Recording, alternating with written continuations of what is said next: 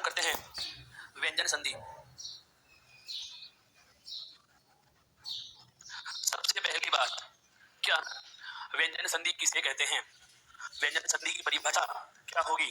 तो परिभाषा के संदर्भ में हम कल बात कर चुके हैं कि जो वर्णों का योग था कितने प्रकार से हो रहा था। सबसे पहला कौन सा था? स्वर के साथ स्वर, उस व्यंजन, अर्थात प्रथम पद के रूप में 2 बार स्वर, 2 बार क्या आएंगे? व्यंजन, और एक बार स्वर और एक बार व्यंजन। व्यंजन के बाद में क्या आएगा? व्यंजन आएगा। क्या आएगा दोस्तों? व्यंजन। अंत में हमने जाना था क्या, विसर्ग के बाद में क्या आता है? स्वर, या फिर विसर्ग के बाद में क्या आता है? व्यंजन। यहाँ तक की बात हमें समझ में आ चुकी थी। वर्णों का योग कितने प्रकार से होता है? 6 प्रकारों से होता है। अब जब दोनों तरफ स्वर ही स्वर का योग हो तो हमने विभिन्न नियमों में जाना कि ऐसी स्थिति में संधि कौन सी? स्वर संधि। कौन सी होती है? स्वर संधि। अब मैं कहूं यदि स्वर के बाद व्यंजन हो, चाहे व्यंजन के बाद स्वर हो, और चाहे व्यंजन के बाद व्यंजन हो, इसे क्या कहा जाता है दोस्तों? व्यंजन संधि। और विसर्ग के बाद स्वर या व्यंजन का योग हुआ तो उसे क्या कहेंगे? मेरा कहने का आशय यह है कि व्यंजन संधि की परिभाषा यदि हमें पूछे तो बताइए हम इन तीनों समूहों को ले सकते हैं या नहीं। तो परिभाषा शब्द से बोले तो क्या हो जाएगी कि यदि स्वर के साथ व्यंजन, व्यंजन के साथ स्वर या व्यंजन के साथ व्यंजन के योग से कोई विकार होता है, कोई बदलाव होता है, तो उसे व्यंजन संधि कहा जाएगा। पुनः बोल रहा हूँ, यदि स्वर के साथ व्यंजन, व्यंजन के साथ स्वर या व्यंजन के साथ व्यंजन के योग से कोई बदलाव होता है तो उसे व्यंजन संधि कहा जाता है। यह क्या है? केवल और केवल व्यंजन संधि की परिभाषा। एक बार लिखिए, यदि स्वर के साथ व्यंजन, यदि स्वर के साथ व्यंजन कोमा व्यंजन के साथ स्वर, पुनः बोल रहा हूं, स्वर के साथ व्यंजन, व्यंजन के साथ स्वर या व्यंजन के साथ व्यंजन का योग हो, 3 जोड़े हो गए, स्वर के साथ व्यंजन, व्यंजन के साथ स्वर या व्यंजन के साथ व्यंजन का योग हो, उसे व्यंजन संधि कहते हैं। मतलब 3 समूह हैं। कौन कौन से? स्वर के साथ व्यंजन है, व्यंजन के साथ स्वर है, या फिर व्यंजन के साथ क्या है दोस्तों? व्यंजन है। इन तीनों ही हालातों में संधि कौन सी होगी? व्यंजन संधि होगी। कौन सी होगी? व्यंजन संधि होगी। अब जैसे, अब सुनिए, अब लिखना नहीं है, अब केवल सुनना है दोस्तों। हम बात करें स्वर संधि के प्रकारों की, तो स्वर संधि के मूल भाषा या व्याकरण संस्कृत की बात करता हूं तो 7 प्रकार थे, लेकिन हिंदी में हम इसे 3 प्रकार में बांटकर, सॉरी 5 प्रकार में बांटकर पढ़े हैं। कितने में पढ़े हैं? 5 में। व्यंजन संधि के भी मूल भाषा या मूल व्याकरण में कुछ प्रकार दिए हुए हैं, जैसे सघोष की संधि, अनुस्वार की संधि, आगम की संधि, लोभ की संधि, अलंतमया, तैदय की संधियां। कुछ एक संधियों के प्रकार बांटे हुए हैं, लेकिन हिंदी व्याकरण में हमें व्यंजन संधि के कोई प्रकार नहीं पढ़ने। हम क्या पढ़ते हैं? केवल नियम पढ़ते हैं। क्या पढ़ते हैं? नियम। अर्थात बात वही है, व्यंजन संधि की जो संस्कृत में कुछ प्रकार बांटे गए हैं, जसुत्व की, तो उनको हम नियमों में बांध कर पढ़ते हैं। और नियमों की बात की जाए कि नियम कितने होंगे, तो ऐसा प्रश्न कभी नहीं आता। क्यों? अलग अलग किताबें, अलग अलग पाठक, अलग अलग किताब लिखने वाले सब अपने अपने दृष्टिकोण से अलग अलग संख्या मानते हैं। संख्या चाहे 1 मानो, चाहे 5 मानो, चाहे 10 मानो, चाहे 50 मानो, नियम पूरे होने चाहिए, पैटर्न पूरे होने चाहिए। स्वर के साथ व्यंजन, व्यंजन के साथ और व्यंजन के साथ व्यंजन को आप कितने नियमों में बांध कर पढ़ सकते हो, वे पूरे नियम हम यहाँ पर पढ़ने वाले हैं। फिर भी बात करें अमूमन तो कुछ किताबों में 15 और कुछ किताबों में 18, कुछ किताबों में 20, कुछ में 22, कुछ में 24, अधिकतम अब तक 24 नियमों की चर्चा मैं कर चुका हूं या मैं आपसे करने वाला हूं। अर्थात संपूर्ण व्यंजन संधि में छोटे से छोटा और बड़े से बड़ा जो नियम है, यदि हम सबको समाहित करें तो कुल 24 नियम हम इसमें पढ़ने वाले हैं। अब मैं आपको पुनः कह देता हूं, यदि प्रश्न आए आपके जहन में कि सर ऐसे पूछ ले कि व्यंजन संधि के नियम कितने होते हैं, तो सोचना भी गलत होगा, ऐसा प्रश्न कभी नहीं आता। ये हम अपने अध्ययन की सरलता हेतु करते हैं कि चलो व्यंजन संधि को 24 नियमों में बांट लें। दोस्तों जानना जरूरी क्या है, इन 24 नियमों में कुछ शब्द मैं ऐसे प्रयोग में लूंगा जो अपने आप में पारिभाषिक होते हैं। हम जब व्यंजन संधि के नियम पढ़ेंगे तो मैं कुछ शब्द बोलूंगा, जैसे एक छोटा सा नियम सुनना, कौन सा है बाद में बात करूंगा। मैं नियम बोल रहा हूं कि यदि वर्ग के प्रथम वर्ण के बाद शैघोष का योग हो तो प्रथम वर्ण तीसरे में आदेश हो जाता है। क्या हो जाता है? आदेश हो जाता है। सभी शब्दों का अर्थ पता है, प्रथम वर्ण पहला वर्ण, शैघोष से योग करें, शैघोष क्या होते हैं ये भी जानते हैं। तो प्रथम वर्ण पहला वर्ण तीसरे में मतलब 3 नंबर में आदेश हो जाता है। आदेश का मतलब क्या है? आदेश का मतलब आज्ञा, आदेश का मतलब ऑर्डर। लेकिन संधि के नियमों के संदर्भ में इस आदेश का मतलब क्या होगा, यह चीज जाननी है। आदेश का मतलब होता है दोस्तों वर्ण को बदलकर दूसरा लिख देना। कुछ समझ में आया क्या? यानी कि हम किसी वर्ण को बदलेंगे और उसी के स्थान पर दूसरा लिखेंगे। जैसे अभी मैंने नियम में चर्चा की कि पहला वर्ण तीसरे में आदेश हो जाता है, मतलब पहले के स्थान पर कौन सा लिखा जाएगा? तीसरा। वर्ण को बदलकर, मैंने कल भी कहा था दीर्घ आदेश हो जाता है, दीर्घ आदेश अर्थात दीर्घ में बदल जाते हैं। किसी भी वर्ण को बदलकर उसी के स्थान पर दूसरा वर्ण लिखना क्या कहलाएगा दोस्तों? आदेश। नियम आपको हर छोटी मोटी किताब में मिल जाएंगे, ये शब्दावली नहीं मिलती। और ये शब्दावली नहीं मिलती, इसीलिए हमारे कंसेप्ट समझ में नहीं आता कि कहना क्या चाह रहा है। कई बार बदलता है, कई बार नया लिख देता है। तो उन शब्दों का हमें पता रहे कि बदलेगा तो क्या कहेगा, आदेश। बदलेगा तो क्या कहेगा, आदेश। दूसरा महत्वपूर्ण शब्द क्या होता है दोस्तों, आगम। क्या होता है, आगम। इनकमिंग करना, आगम, आगंतुक, बुलाना। हमारे पास पहले पद का अंतिम वर्ण भी होता है और दूसरे शब्द का प्रथम वर्ण भी होता है। यह बात हम जान चुके हैं। संधि इन दोनों वर्णों के योग से बदलाव होगा तो होगी। यह चीज हमने परिभाषा में पढ़ी है कि दो वर्णों के योग से कोई बदलाव होगा तो उसे संधि कहते हैं। आगम का संदर्भ क्या है, यदि इस पहले वर्ण को या इस दूसरे पद के प्रथम वर्ण को या पहले पद के अंतिम वर्ण को अगर आप बदल रहे हो तो आदेश होगा। लेकिन मैं कहूं इनको चाहे बदलो या मत बदलो, उससे मुझे कोई लेना देना नहीं है। अपनी तरफ से इनके साथ कोई नया वर्ण और जोड़ देते हैं। क्या कर देते हैं, नया वर्ण जोड़ देंगे। तो नया वर्ण जोड़ना क्या कहलाता है दोस्तों, आगम कहलाता है। जैसे मैं बात करूं, हम एक नियम पढ़ेंगे क्या, कि परि उपसर्ग के बाद क्री धातु से बना शब्द आए, परि उपसर्ग के बाद क्री धातु से बना शब्द आए तो दोनों के मध्य मूर्धन्य सकार, षटकोणवाला से कौन सा होता है, मूर्धन्य, तो दोनों के मध्य मूर्धन्य सकार का आगम हो जाएगा। मतलब परि तो रहेगा ही रहेगा, क्री धातु का शब्द भी रहेगा, लेकिन इनके बीच में क्या लिखना पड़ेगा, ये षटकोणवाला से हमें और जोड़ना होगा। तो अपनी तरफ से हम नया वर्ण जोड़ना, नया वर्ण जोड़ना क्या कहलाता है मित्रों, आगम कहलाता है। क्या कहलाता है दोस्तों, आगम कहलाता है। शायद दूसरी बात भी आप समझ चुके। यदि जैसे मैं इस परी को बदलकर कुछ और लिखता तो वो होता आदेश, क्री के स्थान पर कुछ और लिखता वो होता आदेश। ये बदले या नहीं बदले वो अलग बात है, मैंने अपनी तरफ से नया वर्ण जोड़ा है, उसे क्या कहूंगा, आगम। यहां तक की बात समझ में आ रही है। फिर आता है क्या, लोप। लोप का मतलब क्या होता है, रिमूव कर देना, किसी वर्ण को हटा देना, किसी वर्ण को हटा देना, गायब कर देना, रिमूव कर देना, लुप्त कर देना, मिटा देना है। एक उदाहरण से समझो इसको भी। जैसे एक नियम आता है कि निरुपसर्ग के बाद रे वर्ण का योग हो। कौन से वर्ण का योग हो, रे वर्ण का योग हो, तो इस प्रथम रे का लोप हो जाएगा। अर्थात आप ये तो रे हो गए ना, उसके स्थान पर इस पहले वाले रे को तो क्या कर दोगे, हटा दोगे।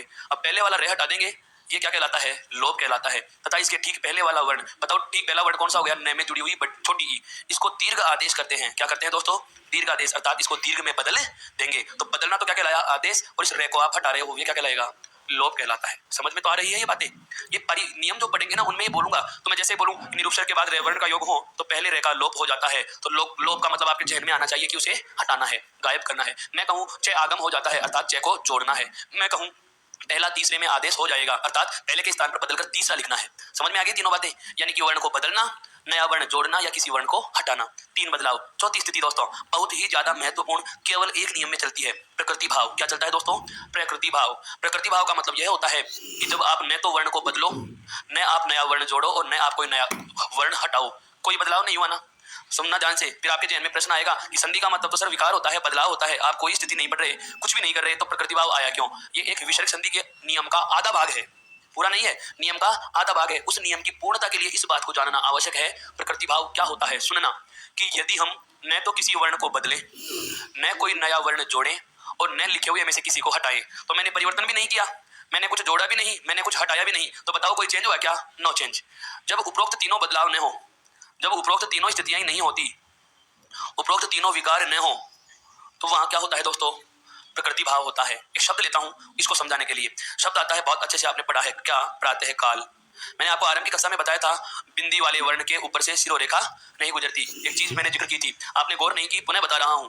क्या बताया था ना, धनुष वाला वर्ण लिखते समय, अरे वर्णमाला का साधारण सा परिचय दिया था, व्यंजनों की मैंने बात की थी, तब मैंने का बताया डिजाइन लगा के नहीं लिखना, गुंडी लगा के लिखना है, याद ही नहीं है, मुझे याद है। हाँ, तो ऊपर जो बिंदी वाले वर्ण होते हैं उनके ऊपर से शिरोरेखा नहीं गुजरती, अर्थात लाइन नहीं खींची जाती। हमारी सबसे बड़ी गलती, लाइन टूटी हुई होती है, अतः हम इन दोनों को दो शब्द समझ बैठते हैं।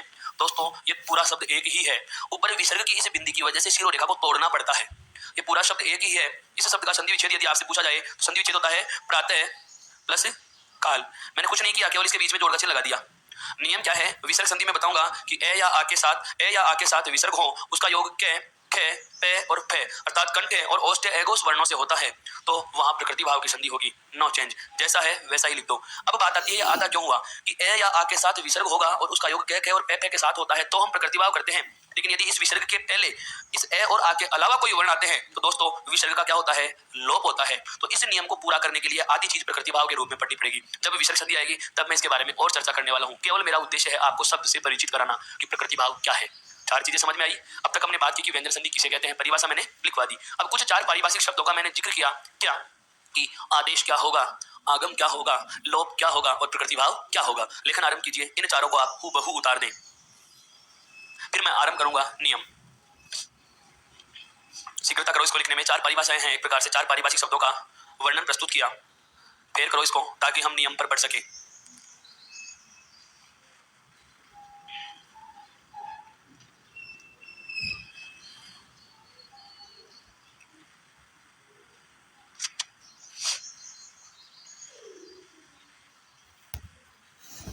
आदेश, आगम, लोभ, प्रकृति भाव। अब मेरे को बार बार बताने की आवश्यकता नहीं पड़ेगी कि नया वर्ण जोड़ते हैं उसे आगम कहते हैं, वर्ण को हटाएंगे उसे लोभ कहेंगे। डायरेक्ट बोलूंगा लोभ कर देंगे। लोभ का मतलब क्या होता है पता चल चुका। आगम कर लेंगे, आगम क्या होता है पता चल चुका। आदेश कर देंगे, आदेश क्या होता है पता चल चुका। प्रकृति भाव होगी, नो चेंज, कोई परिवर्तन नहीं। लिखा 4 नियम। अब आते हैं बात क्या व्यंजन संधि के नियमों की। नियम नंबर 1, हेडिंग डालकर आपकी नजर केवल बोर्ड पे आ जानी चाहिए कि इस व्यंजन संधि का पहला नियम क्या है। बढ़िया आगे दोस्तों, देखिए नियम क्या है, सुनो। मैं एक नियम को पूरा विस्तार से लिखता हूं, उसके बाद उसका शॉर्ट मेथड बताऊंगा, शॉर्ट पैटर्न भी बताऊंगा, फिर आगे वाले नियमों में हम उस शॉर्ट पैटर्न से पढ़ेंगे। पहले एक बार मैं पूरा डिस्क्रिप्टिव नियम लिखता हूं ताकि हमें पता चले कि नियमों की शब्दावली क्या होती है। सुनना, मैं बात कर रहा हूं पहला नियम क्या, कि यदि वर्ग के प्रथम वर्ण के साथ, वर्ग के प्रथम वर्ण के साथ, वर्ग तो जानते हैं क्या होता है, बताया है मैंने। वर्ग कितने हैं 5, कचटप क च ट त प, 5 वर्ग हैं। यदि वर्ग का कौन सा वर्ण पहला, अर्थात सभी वर्गों का पहला पहला वर्ण क च ट त और प वर्ग का पहला वर्ण क च ट त प ही होता है। यदि वर्ग के प्रथम वर्ण के साथ किसी सघोष, सघोष क्या होता है बताओ, बताया हुआ है या नहीं। वर्ग का तीसरा, चौथा, पांचवा। अब समझ में आ रहा है ना कि वर्णमाला का मैंने परिचय क्यों दिया था, जरूरत पड़ रही है। वर्ग का तीसरा, चौथा, पांचवा, इसके अलावा य, र, ल, व और सभी स्वर, और सभी स्वर। ध्यान देना, यदि वर्ग के प्रथम वर्ण के बाद किसी सघोष का योग हो, किसी सघोष का योग हो, यहां पर मैं एक चीज छोड़ूंगा, पांचवा छोड़कर। कौन सा छोड़कर दोस्तों, क्योंकि सघोष में तो पांचवा भी आता है, तो मैंने कह दिया कि कोई सा भी सघोष हो सकता है, केवल पांचवा नहीं होना चाहिए, केवल पांचवा नहीं होना चाहिए। दिमाग में सवाल उठने लग गया कि सर पांचवा क्यों छोड़ा, अगर ये आ जाए तो क्या करेंगे। रुको धैर्य रखिए, उसकी भी मैं बात करूंगा। पहले नियम क्या है, यदि वर्ग के प्रथम वर्ण के साथ किसी सघोष का योग होता है, किसी सघोष का योग हो, तो प्रथम वर्ण अपने ही वर्ग के, प्रथम वर्ण अपने ही वर्ग के तीसरे में आदेश हो जाएगा, तीसरे में आदेश हो जाएगा। दोस्तों यह शब्दावली समझ में आई या नहीं, बहुत सरल शब्दों में लिखा है मैंने नियम को, पर इतने ते बड़े नियम थोड़ी पढ़ने हैं, इतने ते बड़े नियम तो किताबों में लिखे पड़े हैं, हमें समझना है इसको, बहुत अलग तरीके से समझो। मैंने क्या लिखा, वर्ग का पहला वर्ण है, वर्ग का कौन सा है, वर्ग के प्रथम वर्ण के साथ जोड़ का चिन्ह लगा दिया। सघोष का योग हो, किसका योग हो दोस्तों, सघोष का योग हो, पांचवा छोड़कर, कॉस्ट में लिख दूंगा पांचवा नहीं। समझ में आई या नहीं आई। वर्ग के प्रथम अक्षर के बाद प्रथम वर्ण के साथ किसी सघोष का योग हो रहा है पांचवें के अलावा, तो प्रथम वर्ण, ये प्रथम वर्ण अपने ही वर्ग के कौन से में, तीसरे में, अर्थात पहले वर्ण के स्थान पर उसी लाइन का कौन सा बन जाएगा, तीसरे में आदेश हो जाता है। तो बताओ नियम का शॉर्ट पैटर्न समझ में आया या नहीं, आ गया। अब मैं उदाहरण की बात कर सकता हूं कि कहना क्या चाहा है, कहना क्या चाहा है। बहुत ही अच्छा शब्द आ रहा है दोस्तों, जैसे मैंने शब्द लिखा क्या, वागीश, शब्द क्या लिख दिया दोस्तों, वागीश। संधि विच्छेद क्या होगा, अब सुनिए सुनिए, पहले को कौन से में बदला, तीसरे में, तो तीसरा वापस से कौन से में आएगा, पहले में, अर्थात विच्छेद क्या हो जाएगा, वाक्य। ध्यान दो, यहाँ पर व्यंजन वर्ण है, और व्यंजन वर्ण यदि किसी शब्द का अंतिम होता है तो सदैव हलंत रहेगा। अगर मैं इसको पूरा कर दूं तो बताओ प्रथम वर्ण के साथ जुड़ेंगे या ए के साथ जुड़ेंगे, ए के साथ। हमें व्यंजन के साथ जोड़ना है तो व्यंजन स्वतंत्र लिखो, स्वर सहित नहीं बल्कि स्वर रहित होगा। वाक प्लस ईश, क्योंकि गै में की मात्रा तो दीर्घ ई और से का से। अब हम इसे ऐसे भी तो लिख सकते हैं, वा कै हलन, उसके बाद दीर्घ ई और उसके बाद क्या लिखा हुआ है, से। नियम क्या है, कैवर्ग का पहला वर्ण है, उसके बाद स्वर आ रहा है, और सभी स्वर क्या होते हैं, सघोष। यदि वर्ग के प्रथम वर्ण के बाद सघोष का योग हो तो पहला वर्ण अपने ही वर्ग के कौन से में आदेश होगा दोस्तों, तीसरे में। कैवर्ग का तीसरा क्या होता है, कै खे गे, अर्थात ककार लिख दिया जाएगा, गे आ गया। इधर क्या बचा पड़ा है, वा, गे और आगे क्या है, ई और शे। दोस्तों जोड़ेंगे, वा गे में दीर्घ यू जोड़ेंगे तो दीर्घ की और उसके बाद से। तो समझ में आया। और उदाहरण देखते हैं इसके, और उदाहरण देखते हैं, लिखेंगे कैसे वो चीजें मैं बताऊंगा, पहले शैली समझो व्यंजन, क्योंकि हमें स्वर संधि के सारे एक्शन पता चल गए हैं, उसके जितने भी वर्णों के नखरे थे सब जान चुके हैं ना। ऐसे ही व्यंजन संधि के भी एक नियम को पकड़ो, उसके बाद फिर आगे के नियम में शॉर्ट पैटर्न से बता दूंगा, समझ भी आ जाएंगे। क्या, जैसे मैंने शब्द लिखा दिगंबर, दिग प्लस अंबर, दिग प्लस अंबर। मैं शब्द लिखता हूं अबजात, अबजात, विच्छेद क्या होगा, अप प्लस जात, जात का मतलब होता है जन्म लेने वाला, और अब का मतलब जल में, जल में जन्म लेने वाला कौन होता है, कमल, अर्थात जलज कमल, ये किसी का पर्यायवाची है। एक पर्यायवाची और बता देता हूं दोस्तों, इसको आप कह सकते हो अब्ज, इसका संधि विच्छेद क्या होगा? अप प्लस जय। अप का मतलब जल और जय में मतलब जन्म लेने वाला, जलज बोलते हैं ना, जल प्लस जय, जल में जन्म लेने वाला। बादल का भी आता है एक ऐसा ही, अब्द, जल देने वाला, जल देने वाला। सट योग अक्षर, सट योग अक्षर बराबर क्या होता है दोस्तों? षड अक्षर। क्या होता है? षड अक्षर होता है। सट योग अक्षर बराबर क्या होगा? षड अक्षर होगा। सट प्लस ऋतु बराबर क्या होता है? सट ऋतु। ऋतु की मात्रा कैसे लगेगी दोस्तों? ऋतु की मात्रा ध्यान दो, ये सट प्लस ऋतु बराबर क्या लगाऊंगा? सट ऋतु। ये शब्द समझ में आया क्या? इसका विच्छेद लिख देता हूं मैं। इसका है सट, सट मानी 6 ऋतुएं हैं। अब टे का तो मैंने क्या बना दिया? टे बनाना है। क्यों? पहला वर्ण अपने ही वर्ग के तीसरे में बदलेगा। अब टे भी आधा था, लेकिन आगे से री जुड़ेगा तो टे पूरा हो जाएगा। री कैसे जुड़ता है? नीचे गुंडी की तरह, जो हमने जोड़ लिया है। समझ में आ रहा है दोस्तों? हाँ। और आता है एक बहुत अच्छा शब्द, सट रिपु। इसका क्या हो जाएगा? सट प्लस रिपु, व्याधियां जिसको हम कह सकते हैं, सट प्लस रिपु है। जैसे ये तो जानते हो ना, जगत प्लस ईश बराबर जगदीश है। जगत प्लस ईश बराबर क्या होता है? जगदीश। और शब्द सुनना, और शब्द सुनना। जैसे आ जाता है क्या? सत्य प्लस आनंद बराबर क्या होगा दोस्तों? सदानंद। एक और शब्द आता है दोस्तों, भगवत भक्ति। भगवत प्लस ते की जगह क्या कर देंगे? तय। भगवत प्लस भक्ति, क्योंकि यह पै वर्ग का चौथा वर्ण है, शघोष है। एक और आता है भगवद गीता, भगवद गीता, भगवत प्लस गीता। इस प्रकार से हम कह सकते हैं कि वर्ग के प्रथम वर्ण के बाद किसी सहघोष का योग हो पांचवें के अलावा, तो पहला वर्ण अपने ही वर्ग के तीसरे में आदेश हो जाता है। मेरे जहन में प्रश्न चल रहा है क्या कि आपने पांचवा छोड़ा है, अगर पांचवा आ जाए अर्थात पहले के बाद में पांचवा ही यदि सहघोष में जुड़ जाए तो क्या करोगे? तो पहला वर्ण दोस्तों अपने ही वर्ग के कौन से में बदल जाएगा? पांचवें में। ये नियम नंबर 2 होगा जो हम अभी पढ़ेंगे। ठीक है, पहले इस नियम को आप हूबहू फेर कर सकते हैं। अगले अगले नियम से मैं ये पूरी शब्दावली नहीं लिखवा करके ये पैटर्न लिखवा सकता हूँ, समझ में आ जाएगा। ये मैंने एक नियम पूरा विस्तार से इसलिए लिखा है कि इस शॉर्ट पैटर्न को समझ सको। तो पहले ये पूरी लाइन लिखो, उसके बाद ये वाला पैटर्न उतारना, फिर ये उदाहरण और अन्य उदाहरण। ये मत लिखना, शीघ्रता से फेर करें, आगे बढ़ने की परमिशन दें। फिर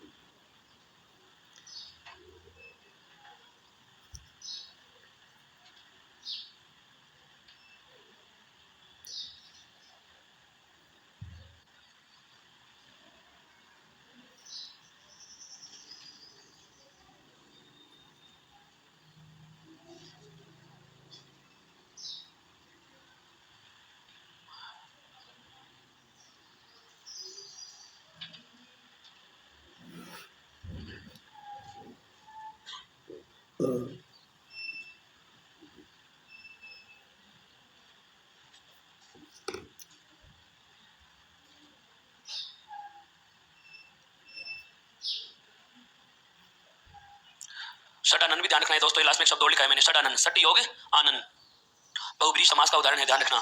सदाचार का क्या होगा? सत्य प्लस आचार, सत्य प्लस आचार। हाँ, आगे बढ़ सकते हैं क्या? आप स्वीकृति दोगे तो ही आगे बढ़ेंगे दोस्तों, केवल पूछ रहा हूं।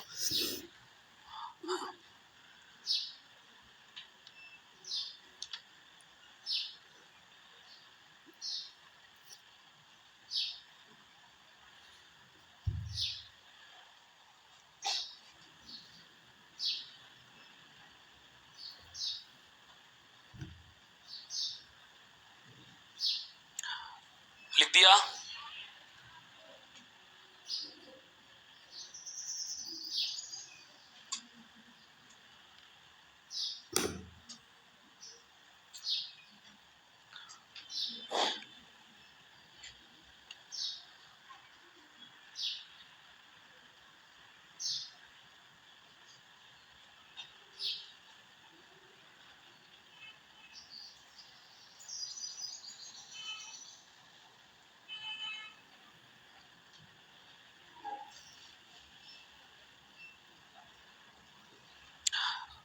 आगे बढ़े क्या? अगला जो नियम है हमारा वो इस प्रथम नियम में से ही निकला है। क्यों? हम वर्ग के प्रथम वर्ण के साथ योग किसका कर रहे हैं? सघोष का। किसका योग कर रहे हैं दोस्तों? सघोष का। और सघोष में हमने एक वर्ण छोड़ रखा है अभी तक, कौन सा? पांचवा। तो यदि पहले के बाद पांचवें का योग हो तो क्या बदलाव होता है? यदि वर्ग के प्रथम वर्ण के बाद पांचवें वर्ण का योग हो, वो पांचवा वर्ण किसी भी वर्ग का हो सकता है दोस्तों। सघोष के रूप में पांचवा वर्ण किसी भी वर्ग का हो सकता है। तो पहला वर्ण भी अपने ही वर्ग के कौन से में बदल जाएगा? पांचवें में बदल जाता है। मतलब पांचवें के अलावा कोई भी सघोष आए तो पहले का आदेश 3 में, और पहले के बाद यदि पांचवा आ जाता है तो पहले का आदेश भी कौन से में हो जाएगा? पांचवें में हो जाएगा। अब इस नियम का शॉर्ट पैटर्न क्या बनेगा, उसमें 2 नाम मैं और ऐड कर रहा हूं, ध्यान से सुनना। नियम नंबर 2, क्या? यदि वर्ग के, सुनना है केवल, लिखना नहीं है, यदि वर्ग के प्रथम वर्ण के साथ किसी भी वर्ग का पांचवा अर्थात मैं कहूं नासिक्य वर्ण, बताओ कोई दिक्कत आएगी इसमें? वर्ग का पंचमाक्षर जो अणखाली इसको हम बोलते हैं, यम गणनम जिनको कहा जाता है, ये नासिक्य होता है।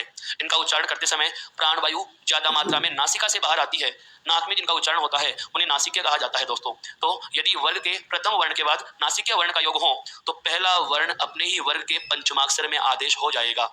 पहला वर्ण अपनी ही लाइन की अणखाली में बदल जाता है, अपने ही वर्ग के पांचवें में बदल जाता है। ये पैटर्न समझ में आ गया? अब नियम को पूरे को ऐसे शब्दावली में लिखवाने की आवश्यकता नहीं रहेगी मेरे हिसाब से। समझ में आ रहा है? बोल के बता रहा हूँ। पहला है, पहले का मतलब वर्ग का पहला, आगे क्या लिख रहा हूँ? पांचवा मतलब नासिक है, कोई सा भी नासिक हो सकता है। तो पहला भी कौन से में बदला? पांचवें में बदल जाएगा। जैसे मैं शब्द लिखूं क्या? वांग्मय। शब्द क्या है दोस्तों? वांग्मय। कोई जोर नहीं आएगा इनको तोड़ने में। यहाँ पर क्या है? कै वर्ग का पांचवा है, हमें पता है। पहला किस में बदला? पांचवें में। तो विच्छेद में वापस से पांचवें को किस में बदल देंगे? पहले में, अर्थात वा और उसके बाद कै, उसके बाद क्या है? मय। वांग्मय का संधि विच्छेद क्या होगा? वाक योग मय। क्या होगा? वाक योग मय हो जाएगा। अब मैं इसको ऐसे भी तो लिख सकता हूं ना, वा प्लस कै मैं और ये टुकड़ा मैं इसलिए करता हूं दोस्तों कि हमारे संधि का जो रूप है, प्रथम पद का, प्रथम शब्द का अंतिम और दूसरे शब्द का पहला वर्ण निकालना है। नियम क्या है? वर्ग के पहले वर्ण के बाद किसी भी वर्ग का नासिक वर्ण आता हो तो पहला वर्ण अपने ही वर्ग के कौन से में बदल जाएगा? पांचवें में। कै वर्ग का पांचवा। इधर क्या बचा हुआ है? वाह, और आगे तो कोई दिक्कत ही नहीं है, मय। सबको जोड़ देंगे दोस्तों, क्या हो जाएगा? वांग्मय हो जाएगा। क्या हो जाएगा? वांग्मय हो जाएगा। और शब्द सुनो इसी के, और शब्द सुनना। जैसे शब्द आता है सन्नारी, सतयोग नारी, सतयोग नारी। एक आता है प्रांगमुख, प्राक प्लस मुख। एक आता है दिंगमंडल, दिक प्लस मंडल दोस्तों।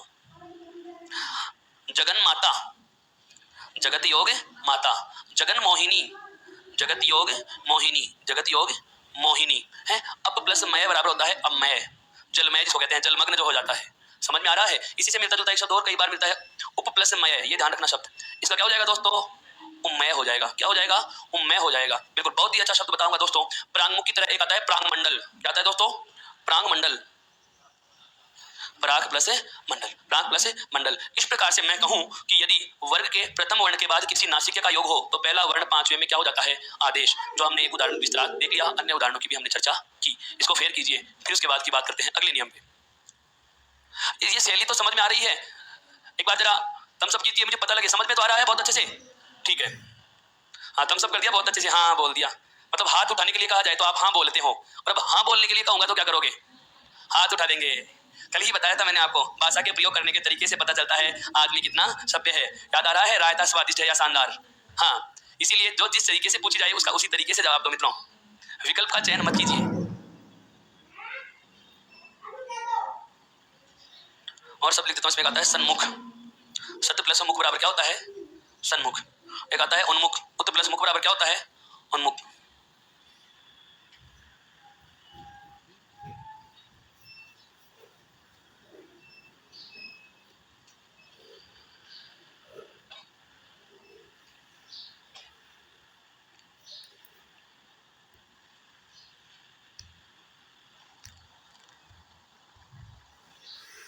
लिखा? आप नियम और विच्छेद समझने के बाद जब मैं अन्य उदाहरण लिखता हूं तो उनका विच्छेद सुनते जाया करो और इसको फेर करते रहा करो। ठीक है? समझते समय आपको रुकना है। जब ये समझे उस समय आप आराम से केवल समझो। लेखन का कार्य करना है वो शीघ्रता से करना है थोड़ा। हाँ,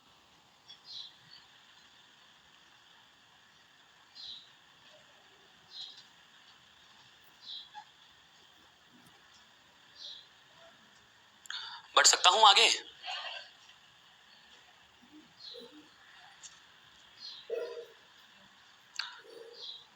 ये 2 नियम हो गए हमारे, कौन से? वर्ग के प्रथम वर्ण के बाद किसका योग हो, सेघोष का। तो पहले को कौन से बदलेंगे, तीसरे में। एगोस में इनमें संधि कोई होती नहीं है, एगोस हो तो कोई संधि होती नहीं है।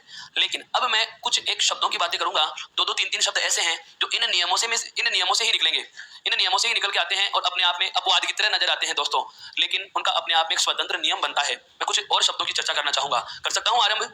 ध्यान दीजिए, यह नियम हमने जाना कि वर्ग के पहले वर्ण के बाद नासिक के वर्ण का योग हो तो पहला वर्ण अपने ही वर्ग के कौन से में बदल जाएगा, पांचवें में बदल जाता है। अब इसी प्रकार का मेरे पास एक शब्द आता है, जैसे शब्द है मृण्मय। शब्द क्या है दोस्तों, मृण्मय। अब यहाँ पर अण दिख रहा है, मैं इसका विच्छेद करूं तो विच्छेद ये तो होगा मृत प्लस मय। क्यों, क्योंकि ये प्रथम पद का अंतिम वर्ण जो है, प्रथम शब्द का जो अंतिम वर्ण है, ये वर्ग का पहला वर्ण है, वर्ग का पहला वर्ण है और आगे हमें कौन सा मिल रहा है, नासिक है। इसी नियम को फॉलो करिए, वर्ग के प्रथम वर्ण के बाद नासिक का योग हो तो पहला वर्ण अपने ही वर्ग के पांचवें में, अर्थात वर्ग का पांचवा कौन सा होता है, अण। इधर क्या बचा है, मृ, और आगे क्या लिखा हुआ है, मय। ये अण आता है तो लिख देंगे क्या, मृण्मय। लेकिन यह विकल्प यदि आपको आ जाता है, इसका चयन कर देते हो तो गलती कर जाओगे। बिल्कुल, नियम क्या है वो सुनना। इसका संधि विच्छेद होता है मृद योग मय। क्या होता है दोस्तों, मृद योग मय होता है। अब नियम क्या है वो जानो। ये मैंने इसी के साथ इसीलिए लिखा है कि यह शब्द हमें इसी नियम से टूटता नजर आता है, इसी नियम से टूटता नजर आता है, लेकिन प्रथम पद का कोई अर्थ प्राप्त नहीं होता। मृद का मतलब मृदा, मृद का मतलब क्या होता है, मिट्टी। ध्यान से ना, मृद का मतलब मिट्टी नहीं होता, मृद का मतलब होता है मृदा या मिट्टी। तत्सम से तद्भव बना लेते हैं। तो इस शब्द का जो नियम है वो नियम मैं इधर लिख रहा हूं, जो आपके नियम नंबर कौन सा हो जाएगा, तीसरा। नियम नंबर तीसरा, इसको थोड़ा सा शब्दावली में लिखता हूं, ध्यान से सुनना। क्या कि यदि द वर्ण से पहले, कौन सा वर्ण है ये, दवात वाला द। यदि द वर्ण से पहले, यदि द वर्ण से पहले कौन सा स्वर है, ये री। आपको पता है वर्णों का उच्चारण स्थान पढ़ाया था उस समय, मैंने कहा था ए आ कंठे, ई बड़ी ई तालव्य, ऊ बड़ा ऊ ओष्ठ में लिखा था और री को कहां लिखा था, मूर्धा में। अर्थात यदि द वर्ण से पहले मूर्धन्य स्वर, याद आ रहा है दोस्तों कौन सी चीज कहां काम आ रही है, इसीलिए कहता हूं जुड़ी हुई है, व्याकरण जोड़ के ही पढ़ना है। यदि द वर्ण से पहले मूर्धन्य स्वर, मूर्धन्य स्वर कौन सा है, कोष्ठक में लिख देंगे री। यदि द वर्ण से पहले मूर्धन्य स्वर री हो तो द के स्थान पर, किसके स्थान पर, द के स्थान पर, द के स्थान पर णकार। याद आया, मैंने कहा था वर्ण के आगे कौन सा प्रत्यय जोड़कर बोलूंगा, कार प्रत्यय। कौन सा प्रत्यय जोड़ेंगे, कार प्रत्यय। णकार का मतलब क्या बनाना है, ण बनाना है। तो द के स्थान पर णकार आदेश हो जाता है, द के स्थान पर णकार आदेश हो जाता है। अर्थात अब आ जाइए इधर, मैं इसे पूरा तोड़ू तो ऐसे लिखूंगा कि नहीं, मैं में जुड़ा हुआ री, री के बाद में है द हलंत और आगे लिखा हुआ है मय। यही है ना। यदि द वर्ण से पहले मूर्धन्य स्वर हो, यदि द वर्ण से पहले मूर्धन्य स्वर अर्थात री हो तो द के स्थान पर दोस्तों क्या आदेश हो जाएगा, णकार आदेश हो जाता है। बचा हुआ है मैं में जोड़ना है री, द का बना लिया अण और आगे है मय। में जोड़ेंगे री, उसके बाद अण आधा, मय का मय, अर्थात मृण्मय से मृण्मय। यह विच्छेद पता चला गलत। यह नियम मैंने इसीलिए इसके ठीक साथ में लिखा है कि हम ऐसे शब्दों का जरा ध्यान रखेंगे। दो शब्द और हैं जो एक बार परीक्षा में आए थे, इसी को ई प्रत्यय जोड़ के लिख दिया, क्या, मृण्मयी। क्या लिख दिया दोस्तों, मृण्मयी। इसका संधि विच्छेद क्या हो जाएगा, मृद प्लस मयी अर्थात मिट्टीमयी।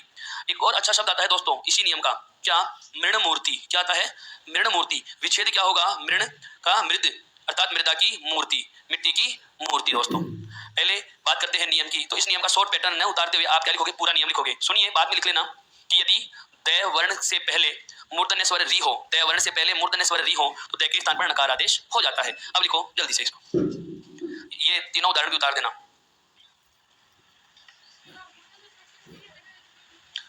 जितने मूर्धन्य स्वर दीदी दो ही होते हैं, री बड़ी री। हिंदी में केवल एक ही होता है, इसके अलावा कुछ नहीं होता।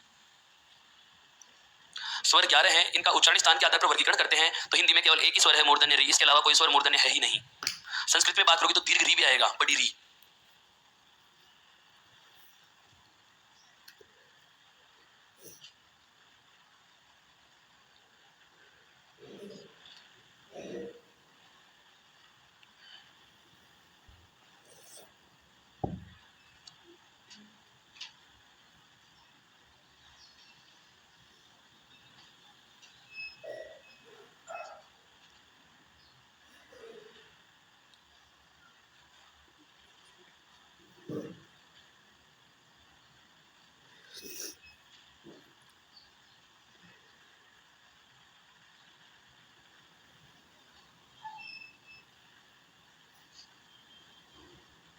लिख दिया।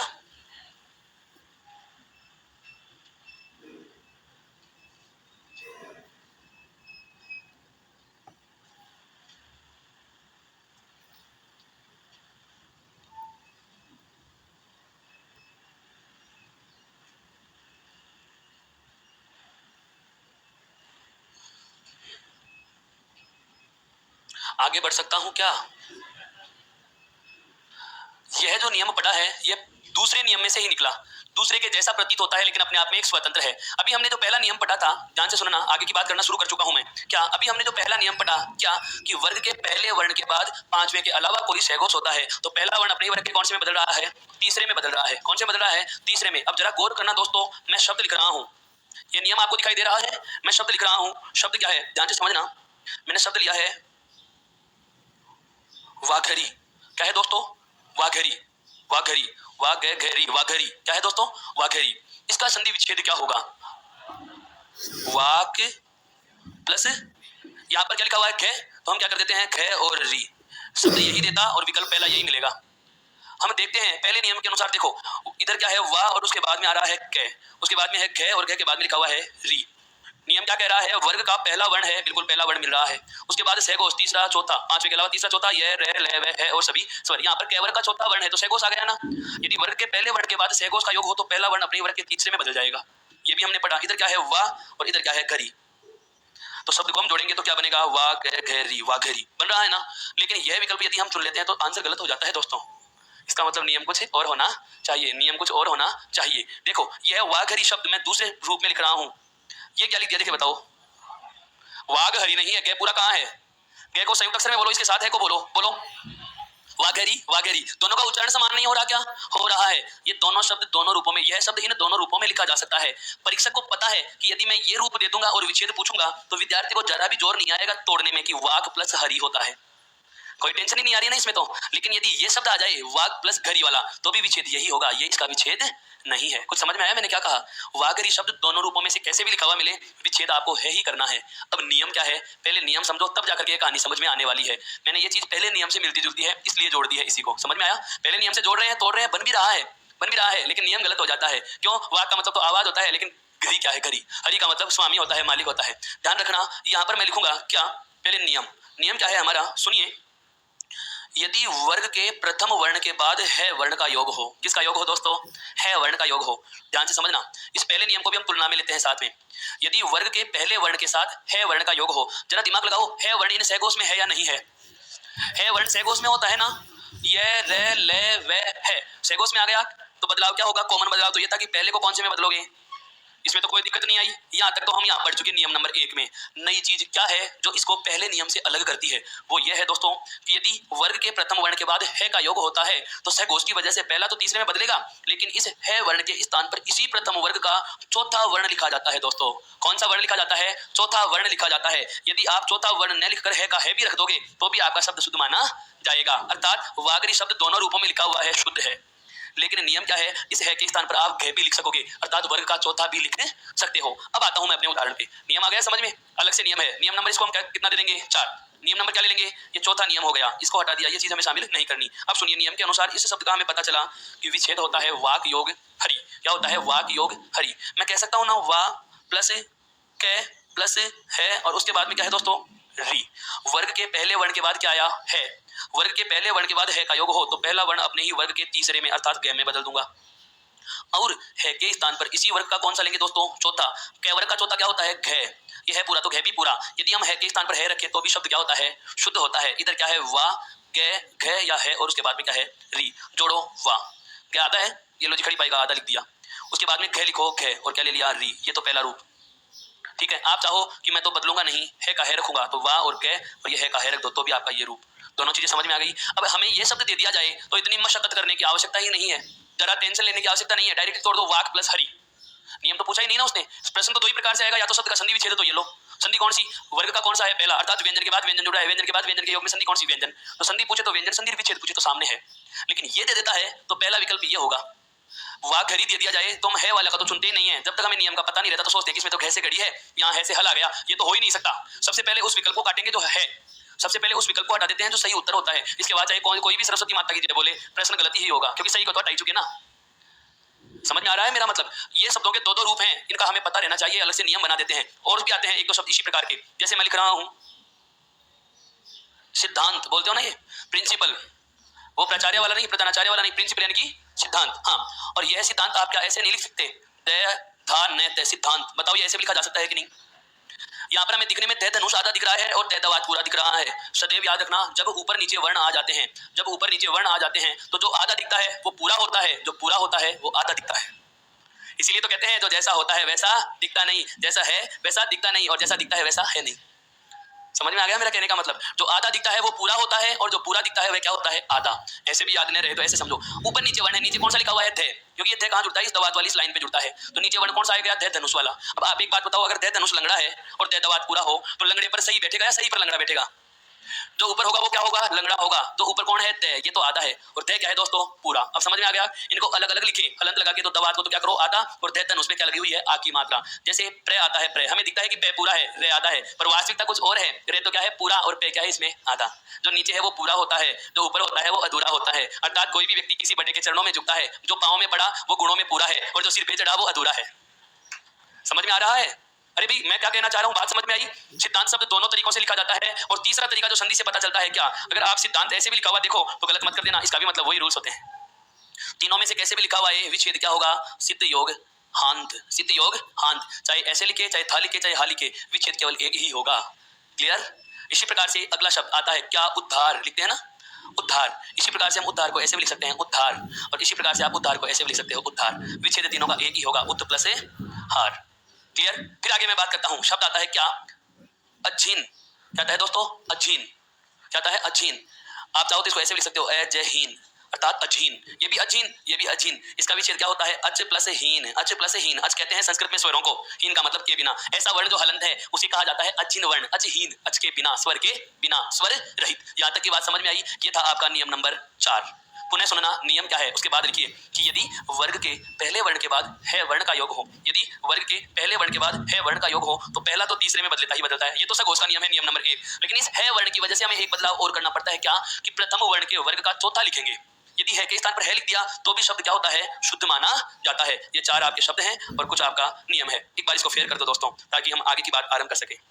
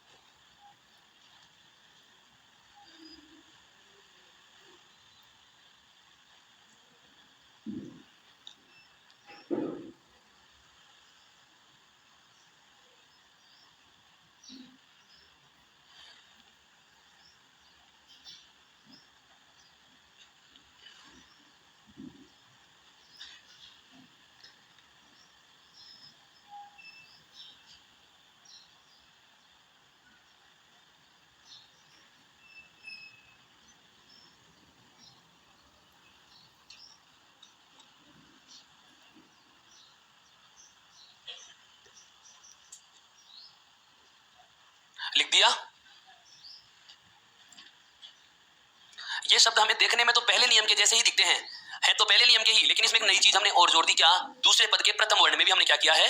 बदलाव किया है। बाकी तो देखो, अगर इस है के बदलाव को हटा दिया जाए तो वही बदलाव है जो पहले नियम में हुआ है। हमने इसमें एक नई चीज और ऐड की है। अब आगे एक नियम और लूंगा जो इसी नियम से मिलता जुलता और है, पहले नियम से ही मिलता जुलता है, फिर हम चलेंगे आगे।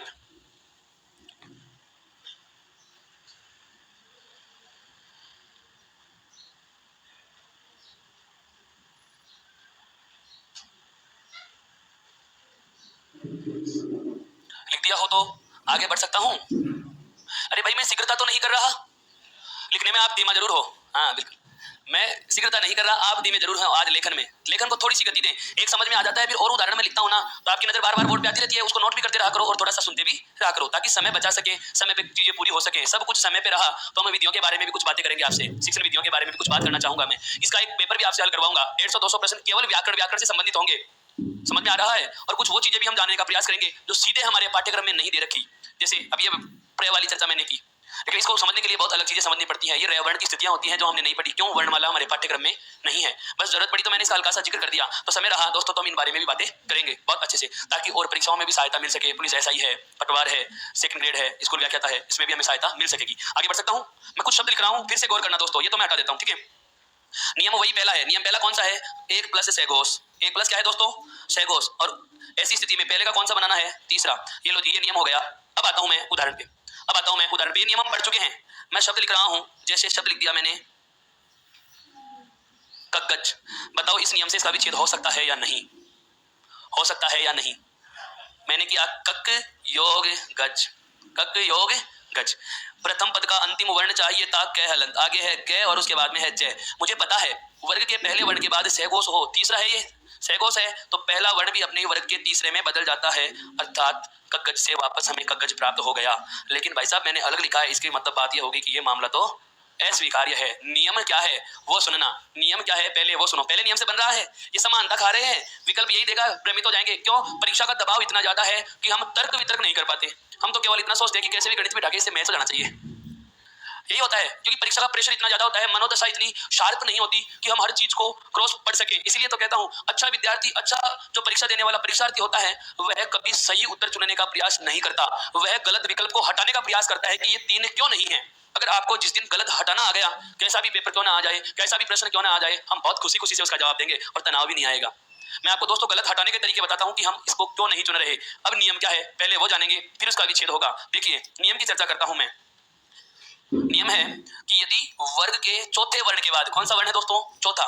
यदि वर्ग के चौथे वर्ण के बाद किसी भी वर्ग का तीसरा या चौथा वर्ण आए, यदि वर्ग के चौथे वर्ण के बाद किसी भी वर्ग का तीसरा या चौथा वर्ण आए, तो प्रथम चतुर्थ के स्थान पर, पहले वाले चौथे वर्ण के स्थान पर उसी वर्ग का तीसरा वर्ण आदेश हो जाता है।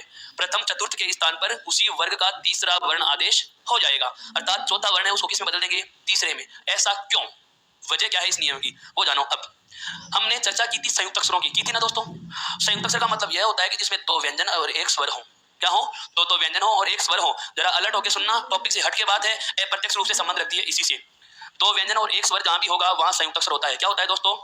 संयुक्त अक्षर होता है। लेकिन मैं चाहूं तो इसे ये भी तो कह सकता हूं ना, डेढ़ वर्ण कह सकता हूं ना। मतलब पहले तो क्या है? आधा और उसके बाद में क्या है? पूरा।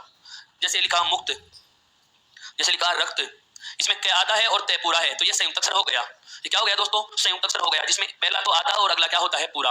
एक वर्ण और आता है जिसे कहा जाता है द्वित्व वर्ण। क्या कहा जाता है दोस्तों? द्वित्व वर्ण। द्वित्व वर्ण की विशेषता भी क्या है? पहला तो आधा और बाद में पूरा। आप कहोगे सर बावड़ा हो गया कि है? पहला और आधा और आगे वाला वर्ण पूरा, ये तो संयुक्त अक्षर में आता है, तो द्वित्व में भी यही आता है। अंतर कैसे हो? अंतर के लिए ध्यान रखना, संयुक्त अक्षर में जो आधा और पूरा होता है ये अलग अलग वर्ण होंगे, ये अलग अलग वर्ण होंगे। लेकिन द्वित्व वर्ण जहां भी होता है वे दोनों वर्ण एक समान होंगे। जैसे मक्का में कह। समझ में आया? हमें वित्त, धन का पर्यायवाची शब्द लिखते हैं वित्त, इसमें तय 2 बार है। समझ में आ तो रहा है ये? अर्थात जब समान वर्ण आधा और पूरा होते हैं, जिसमें 2 व्यंजन होते हैं लेकिन दोनों ही समान हो, तो ऐसी स्थिति को कहा जाता है दोस्तों क्या? द्वित्व वर्ण कहा जाता है। और यदि अलग अलग होते हैं तो उन्हें क्या कहा जाता है? संयुक्त अक्षर कहा जाता है। अब तो समझ में आ गया संयुक्त अक्षर में द्वित्व में क्या अंतर होता है। अब इस द्वित्व वर्ण के साथ, क्योंकि वर्णमाला हमारे पाठ्यक्रम में नहीं है, अगर होती तो मैं इस बारे में बहुत विस्तार से बात करता, पर इस नियम को समझना है, हिंट दे रहा हूं, ध्यान दीजिए। द्वित्व वर्णों की एक बहुत बड़ी विशेषता होती है, क्या? कि वर्ग का दूसरा और वर्ग का चौथा, वर्ग का दूसरा और वर्ग का चौथा वर्ण कभी द्वित्व नहीं बनते, कभी द्वित्व नहीं बनते। आप कह देख सकते हो, कह देख सकते हो, जैसे ये रहा मक्का में कह आ रहा है, 2 अनेखालियां मिल सकती हैं, जैसे सन्न रह गया, न 2 अनेखाली आ गई ना। तो पहला, तीसरा और पांचवा ये होते हैं अल्प प्राण वर्ण। क्या होते हैं दोस्तों? अल्प प्राण वर्ण। प्राणवायु के आधार पर अल्प प्राण, जिनमें हवा कम मात्रा में बाहर आती है, अल्प प्राण कहलाते हैं। जिन वर्णों को बोलते समय मुंह से निकलने वाली हवा ज्यादा मात्रा में बाहर आती है वो महाप्राण होते हैं। प्रत्येक वर्ग का दूसरा और चौथा वर्ण क्या होते हैं दोस्तों? महाप्राण होते हैं। क्या होते हैं? महाप्राण होते हैं। अब इसलिए मैं कह रहा हूं क्या कि द्वित्व वर्णों का हम अध्ययन करते हैं तो पाते हैं कि वर्ग का दूसरा और चौथा, अर्थात कभी आपको लगातार 2 ख नहीं मिलेंगे, कभी आपको लगातार 2 घ नहीं मिलेंगे, कभी आपको लगातार 2 छ नहीं मिलेंगे, कभी नहीं मिलेंगे, कभी आपको लगातार 2 झ नहीं मिलेंगे, कभी 2 ठ नहीं आएंगे, कभी आपके 2 ढ नहीं आएंगे। समझ तो रहे हैं मैं क्या कहना चाह रहा हूं? अर्थात द्वित्व के रूप में दूसरा और चौथा वर्ण कभी नहीं आता। अब यदि मैं इस 4 को 3 में नहीं बदलूं और आगे भी 4 है, तो बताओ चौथा वर्ण द्वित्व बनाया नहीं बना? और अगर चौथे वर्ण का द्वित्व बना दोगे तो शब्द अशुद्ध होगा या शुद्ध होगा? अशुद्ध हो जाएगा। समझ में आ गया? मैंने चौथे का तीसरा क्यों किया है? आगे 4 होने की वजह से।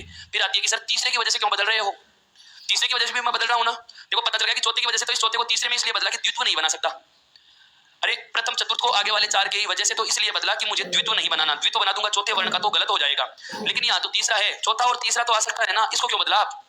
तो ध्यान दीजिए, कभी भी संयुक्त अक्षर के रूप में यदि पहला वाला आधा वर्ण और दूसरे वाला पूरा वर्ण एक ही वर्ग के हों, पहला वाला आधा और दूसरा वाला पूरा वर्ण एक ही वर्ग के हों, तो पहले सदैव अल्प प्राण ही आएगा। पहले सदैव क्या आएगा? अल्प प्राण ही आएगा। बाद में क्या आएगा? महाप्राण आएगा। अर्थात ऐसे आएगा, एक के बाद में दो आ सकता है, पहले के बाद में दूसरा आ सकता है, तीसरे के बाद में चौथा आ सकता है, लेकिन कभी दूसरे के बाद में पहला और चौथे के बाद में तीसरा नहीं आएगा। कैसे? जैसे हम बात करें उदाहरण से, समझना कि ग और ख तो मिल सकता है हमें, घग्गर नदी का नाम पढ़ते हैं ना अपन, ये रहा, है ना। लेकिन कभी आपको ऐसा नहीं मिलेगा कि ग आधा ग पूरा हो, ऐसा नहीं आएगा। चौथा यानी कि महाप्राण वर्ण आधा और अल्प प्राण पूरा नहीं आएगा। अगर मैं नहीं बदलूंगा तो ये पूरा आधा रहेगा, चौथा तो आधा ही रहेगा ना, और आगे वाला क्या रहेगा? तीसरा पूरा रहेगा। अर्थात यह क्रम भंग हो जाता है संयुक्त अक्षरों का। इसलिए भी हम यहाँ पर चौथे को तीसरे में आदेश करते हैं। दोस्तों एनसीईआरटी के पन्ने पलट के देख लेना, कहीं ये नियम नहीं मिलता। फैक्ट पढ़ा रहा हूँ, बहुत गजब की चीजें हैं ये। ऐसे उदाहरण हमें दे दिए जाते हैं और दिमाग चकमा खा जाता है। क्यों? हमें इसका कारण ही नहीं पता, वजह क्या है। हम तो केवल रटने में उद्देश्य रखते हैं। हमने विच्छेद किया, कक प्लस गज, विच्छेद सही है, संधि मिल गई, व्यंजन है। हाँ व्यंजन तो सही है, लेकिन नियम यदि पूछ लिया जाए, विच्छेद यदि पूछ लिया जाए, तो आप पूर्णतः गलत साबित हो जाओगे, पूर्णतः गलत साबित हो जाओगे। अब आते हैं वापस से, दोबारा से समझो इस नियम को। पूरी चीज समझ में आ गई कि चौथे का तीसरा मैंने क्यों बनाया। नियम क्या है? वर्ग के 4 के बाद तीसरा या चौथा योग करे तो पहले वाले 4 के स्थान पर कौन सा हो जाएगा? तीसरा हो जाता है। नियम क्या कहा? चौथे के बाद तीसरा या चौथा वर्ण आए तो पहले वाले 4 को हम कौन से बदल देंगे दोस्तों? तीसरे में बदल देते हैं। कौन से बदल देते हैं? तीसरे में बदल देते हैं। जैसे हमारा शब्द था क्या? कगज, तो अब इसका विच्छेद क्या होगा? कग प्लस गज, कग प्लस गज। अब इसे मैं नहीं बदलूं तो महाप्राण अल्प प्राण हो गया, संयुक्त अक्षरों का क्रम भंग हो जाता है। अगर यहाँ चौथा होता तो लगातार चौथे वर्ण का द्वित्व नहीं होता, मजबूरी हो गई बदलो। कैसे? कै प्लस घ प्लस ग प्लस जय। यहाँ तक तो कोई समस्या नहीं आई। नियम क्या है? चौथे के बाद कोई भी तीसरा या चौथा आ रहा है, तीसरा मिला तो पहले वाले 4 को भी किसमें बदल दो? तीसरे में। तो क्या बच गया? कै प्लस ग प्लस जय। हमें यह तो पता है कि दूसरे और चौथे का द्वित्व नहीं होता, पर तीसरा या पहला तो बन सकता है ना, द्वित्व बना दो। कै आधा ग पूरा ग और जय, ये लो। इसी प्रकार का एक शब्द और आता है दोस्तों, युद्ध। इसी प्रकार का एक शब्द और आता है दोस्तों, युद्ध। आप युद्ध को ऐसे भी तो लिख सकते हैं, अभी बताया ना कि नीचे जो है वो पूरा है, पूरा है, जो पूरा ऊपर दिख रहा है वो आधा है, आधा है। अभी यहाँ भी ध्यान दीजिए, अभी यहाँ पर आएगा आपके द्वित्व वाला चक्कर समझ में। इसका विच्छेद होता है युद्ध है प्लस ध। अब मैं बदलूंगा नहीं तो बताओ चौथा वर्ण द्वित्व बनता कि नहीं बनता? जबकि द्वित्व में चौथा वर्ण बना दिया तो गलत हो जाता। इसलिए इस पहले वाले 4 को 3 में बदल दो। पहले वाले 4 को 3 में बदला तो क्या बन गया? द, इधर है यू और आगे क्या बचा पड़ा है? ध। सबको जोड़ के क्या लिख सकते हैं? युद्ध, जो ये लिखा पड़ा है। एक आता है बुद्ध, इसी में अगर आप ई की मात्रा जोड़ दो तो क्या लिख सकते हो? बुद्धि। उतार लीजिए इस नियम को, ये नियम नंबर आपका हो गया 5। इनका संधि विच्छेद में मैं आपके लिख देता हूं, बुद्ध है प्लस धी, और इसका विच्छेद यदि आपसे पूछा जाए तो इसका क्या हो जाएगा? बुद्ध है प्लस ध। फिर करिए दोस्तों,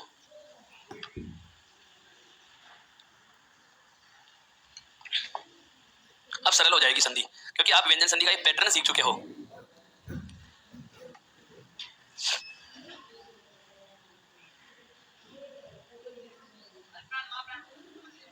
वो आपके पाठ्यक्रम में नहीं है, दिमाग पे क्यों जोर डालते हैं? वर्ग का पहला, तीसरा और पांचवा अल्प प्राण होता है। वे वर्ण जिसे बोलते समय हम कोई भी वर्ण का लिखते भी चलो, सुनते भी चलो। मैं अल्प प्राण और महाप्राण का कंसेप्ट क्लियर कर देता हूं, क्या होता है आप इनको लिखते रहिए, मैं बोल रहा हूं। अल्प प्राण और महाप्राण प्राणवायु के आधार पर वर्णों का वर्गीकरण करते हैं हम किसी भी वर्ण को बोलते हैं तो हमारे मुंह से जो आवाज आती है उसके साथ साथ हवा भी बाहर आती है दोस्तों। कई बार देखते हैं सामूहिक गायन के समय, प्रार्थना के समय हम रुक के श्वास लेते हैं, लाइन बोलकर रुक कर श्वास लेते हैं। मान लिया आवाज तो निकल रही है लेकिन हवा कहां गई? हवा भी निकलती है बाहर। तो कुछ वर्ण ऐसे हैं जिसका उच्चारण करते समय हवा कम बाहर आती है, कुछ वर्ण ऐसे हैं जिसका उच्चारण करते समय हवा ज्यादा बाहर आती है। तो जिसमें कम आती है, अल्प का मतलब कम मात्रा में हवा बाहर आए तो अल्प प्राण होंगे, ज्यादा मात्रा में बाहर आए तो महाप्राण होंगे। प्रत्येक वर्ग का पहला, तीसरा, पांचवा और सभी के सभी अंतस्थ और सभी स्वर अल्प प्राण होते हैं। प्रत्येक वर्ग का दूसरा, चौथा और सभी ऊष्म वर्ण महाप्राण होते हैं। ये लो पूरा हो गया। अल्प प्राण और महाप्राण का कंफ्यूजन था मेरे भाई को, प्रैक्टिकली समझ। हाथ को उल्टा कर बोल कै, उल्टा हाथ ऐसे होता है क्या? हाँ अब बोल खे। महसूस किया आपने कै के उच्चारण में हवा जितनी आ रही थी खे में उससे कई गुना ज्यादा बाहर आती है, तो हवा ज्यादा मात्रा में बाहर आती है। वर्ग का दूसरा वर्ण महाप्राण है, पहले में कम आई अल्प प्राण है। अब समझ जाओगे। दूसरा और चौथा वर्ण जो महाप्राण होते हैं उनका द्वित्व नहीं होता। द्वित्व का मतलब कभी लगातार दूसरा दूसरा वर्ण 2 बार नहीं आता, कभी चौथा चौथा वर्ण 2 बार नहीं आता। ये चीज मैंने बहुत अच्छे से कंसेप्ट क्लियर किया है दोस्त, आपका उस समय ध्यान नहीं था क्या? जिम्मेदार स्वयं होंगे। हाँ, कितनी साइड की बातें समझाता हूँ, इसीलिए तो कहता हूँ अलर्ट रहा करो, कक्षा में अलर्ट रहा करो। बहुत बार ये सरस्वती एक बार निकल गई, सुलेमान बहन के वचन है, दोबारा नहीं आते। अलर्ट रहेगा वो सीखेगा। जरूरी थोड़ी है सभी बातें कॉपी में या किताब में लिखी है वही प्रश्न हो। कई बार हम प्रश्न को हमारे शिक्षण से, अनुभव से भी सही कर जाते हैं, और ये अनुभव की बातें तो आपको मैं बताता हूँ किताबों में नहीं मिलती दोस्तों। ऐसी चीजें आप ढूंढ के देख लेना, पूरी एनसीईआरटी का पन्ना पन्ना चेक कर सकते हो, कहीं आपको यहाँ तक ये नियम नहीं मिलेगा। वो तो बात की बात है। इसीलिए कहता हूं सुना करो, बहुत अच्छे से सुना करो। पढ़ाना उद्देश्य, कल भी कहा था, मैं आया हूं केवल और केवल आप लोगों के लिए, रिट के बैच के लिए। सुबह से शाम तक 8-9 घंटे मैं पढ़ाता हूं, केवल रिट वालों को पढ़ा रहा हूं, इसके अलावा कोई बैच नहीं ले रहे, ताकि रिट का जो पाठ्यक्रम है उसका एक वास्तविक लेवल होता है, उस लेवल से मैं आपको बता रहा हूं, एक वैज्ञानिक दृष्टिकोण से बता रहा हूं कि चीज होती क्या है, होनी क्या चाहिए, प्रश्न आते कैसे हैं, हम समझ क्या बैठते हैं। इसीलिए कह रहा हूं थोड़ा सा सतर्क रहा करें। मैं बोल रहा हूं वहां भी बहुत सारी बातें काम की हैं दोस्तों। आगे बढ़ सकता हूं क्या? ये वाली सारी चीज बिल्कुल मैंने भी कहा है, यदि समय बचा तो मैं इस बारे में और चर्चा करूंगा जो आपके पाठ्यक्रम में नहीं है, प्रत्यक्ष रूप से जुड़ते हैं। धैर्य तो रखिए, लिखने में शीघ्रता करो ताकि समय बचे आगे काम की बात कर सके। हाँ, अगली बात ध्यान दीजिए, अगला नियम आएगा। 5 नियम हो चुके हैं हमारे, है ना। अब लिख रहा हूं मैं, एक उपसर्ग है दोस्तों सम। क्या है दोस्तों? सम उपसर्ग है। और एक उपसर्ग है दोस्तों क्या? परि। क्या है? परि। ये अलग अलग हैं।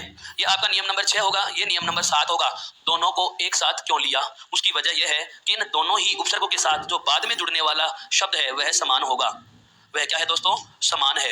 नियम क्या है? पहले नियम को सुनो कि यदि सम उपसर्ग के बाद क्री धातु से बना शब्द हो, क्या हो? क्री धातु से बना शब्द हो। और यही बात यहां भी बोलूंगा, यदि परि उपसर्ग के बाद क्री धातु से बना शब्द हो। बताओ दोनों में बाद वाला शब्द समान रहा या नहीं? इनमें कुछ हद तक जो नियम की शब्दावली है वह भी समान ही है। इन दोनों में हम पढ़ेंगे आगम, इन दोनों में हम क्या पढ़ेंगे? आगम पढ़ेंगे। अब तक हम केवल आदेश कर रहे थे। क्या कर रहे थे दोस्तों? आदेश। अब आदेश तो होगा ही होगा, आगम भी शामिल कर रहा हूं। नियम सुनना क्या है कि यदि सम उपसर्ग के बाद क्री धातु से बना कोई शब्द हो। सर नियम बाद में समझाना, पहले ये बताओ क्री धातु से बने शब्द है क्या? क्री धातु से बने शब्द है क्या? ऐसा शब्द जिसका, जैसे हम शब्दों की संरचना पढ़ते हैं कि कौन सा शब्द किससे बनता है। जैसे आप व्यक्तित्व पढ़े हो, मनोविज्ञान में पढ़ रहे हो क्या? साइकोलॉजी में आप व्यक्तित्व पढ़ोगे कि पर्सनालिटी शब्द पर्सोना शब्द से बना है। लेटिन भाषा की जैसे शिक्षा शब्द शिक्षा धातु से बना है, पढ़ते हैं ना। ठीक उसी प्रकार से बहुत सारे शब्दों की व्युत्पत्ति, उनकी संरचना किससे हो रही हो? क्री धातु से। और क्री धातु से जो शब्द बनते हैं मैं वो लिख रहा हूं आपके सामने। क्या क्या है? क्री धातु से शब्द बनता है कर्ता। क्या बनता है दोस्तों? कर्ता। कर्ता शब्द क्री धातु से ही बना है। क्री धातु से शब्द बनता है कृत। क्री धातु से ही शब्द बनता है कृति। क्री धातु से ही शब्द बनता है करण। क्री धातु से ही शब्द बनता है कारक। क्री धातु से ही शब्द बनता है कार्य।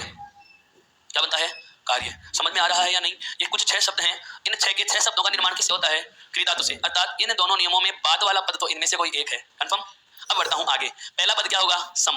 और बाद वाला पद क्या होगा? इनमें से कोई एक। तो विच्छेद तो सबके समझ में आ गया डायरेक्ट ही। सम प्लस कर्ता, सम प्लस कृत, सम प्लस कृति, सम प्लस करण, सम प्लस कारक और सम प्लस कार्य।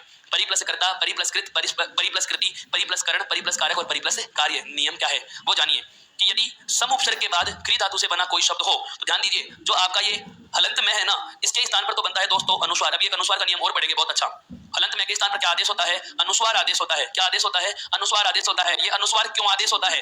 मैंने आपको जब कल संधि शब्द शुद्ध लिखना सिखाया था उस समय एक बात बताई थी कि यदि हलंत में के बाद कैसे मैं तक कोई भी वर्ण योग करे, स्पर्शी वर्ण कोई भी योग करे तो हलंत में के स्थान पर अनुस्वार बना सकते हैं। पढ़ाया था मैंने। आज मैं उस नियम को भी चर्चा में लेने वाला हूं। यदि हम अनुस्वार नहीं ले तो सामने वाले वर्ण के वर्ग का 5वां भी लिखा जा सकता है। देखो सबके सब कैसे शुरू हो रहे हैं ना, सभी वर्ण कैसे शुरू हो रहे हैं, तो स्पर्शी आ गया, इसका मतलब हलंत में का तो क्या बना दिया? अनुस्वार। अब नियम क्या है ये सुनो, यदि सम उपसर्ग के बाद क्री धातु से बना कोई भी शब्द हो तो हलंत में के स्थान पर तो अनुस्वार तथा इन दोनों के मध्य कौन के मध्य? क्री धातु और इस अनुस्वार के मध्य ये कौन सा से है बताओ जरा? दंते सकार। दोस्तों कौन सा है ये? दंते सकार है। सहसंकर वाला तालव्य, षटकोण वाला मूर्धन्य, स्लेट वाला दंते। ये दंते सकार का आगम हो जाता है। क्या हो जाता है दोस्तों?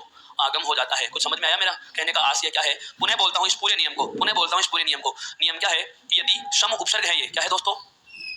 उपसर्ग। यदि सम उपसर्ग के बाद क्री धातु से बना कोई भी शब्द हो तो हलंत में के स्थान पर तो अनुस्वार आदेश हो जाएगा। हलंत में के स्थान पर तो क्या आदेश होगा?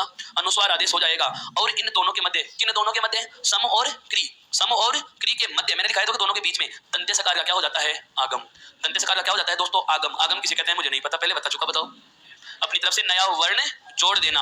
अब आता है आपका शब्द संस्कृत। शब्द क्या आ गया? संस्कृत। हमें पता है क्री धातु से ठीक पहले दंते सकार का क्या हुआ है? आगम। विच्छेद करते समय इसको हटा देंगे, बीच में जोड़ लगा देंगे। अनुस्वार किसका बना है दोस्तों? मैं का। वापस से लिखो इसको, से मैं प्लस कृत। यही हुआ। नियम क्या है? सम उपसर्ग के बाद क्री धातु से बना शब्द आ गया। सम उपसर्ग के बाद क्या है? क्री धातु से बना शब्द है। यदि सम उपसर्ग के बाद क्री धातु से बना कोई भी शब्द आता है तो हलंत में के स्थान पर तो बनाना है अनुस्वार। उसके बाद में हमें क्या करना है? दोनों के मध्य दंते सकार का आगम। उसके बाद क्या लिखना है? क्री और अंत में क्या है? तय। इधर क्या बचा पड़ा है? से। हलंत में का बना लिया क्या? अनुस्वार। याद तक की बात समझ में आ गई क्या?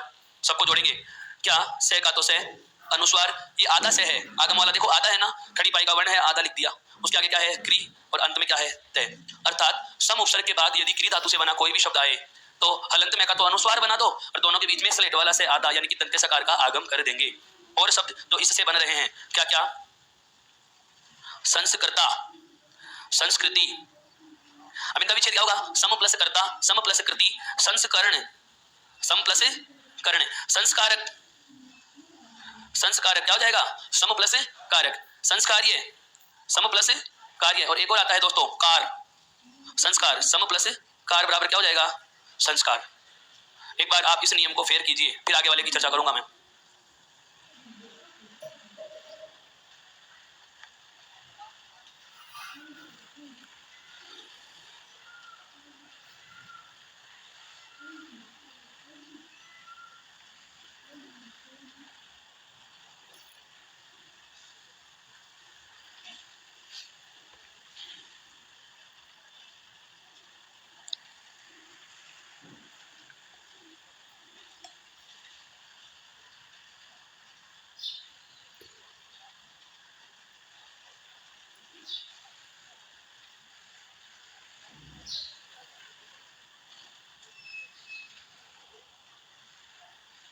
यहां तक की बातें समझ में आ चुकी क्या?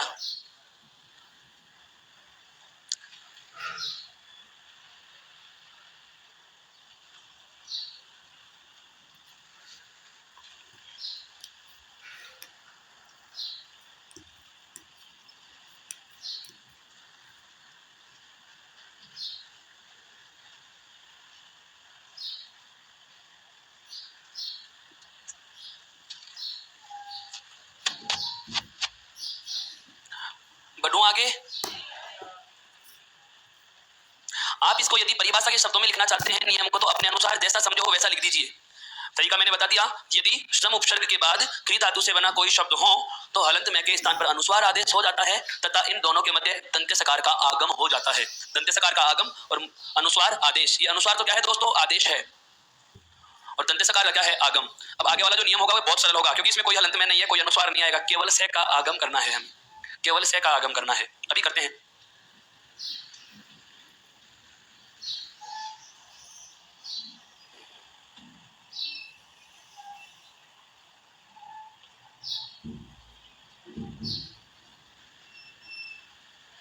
बढ़ सकता हूं आगे? देखिए अगला नियम, परि उपसर्ग के बाद क्री धातु से बना शब्द है। अब यहाँ पर कोई अनुस्वार या कोई स्वर रहित मैं का तो चक्कर है नहीं, तो हमें केवल क्या करना है? सकार का आगम करना है। कौन सा आएगा?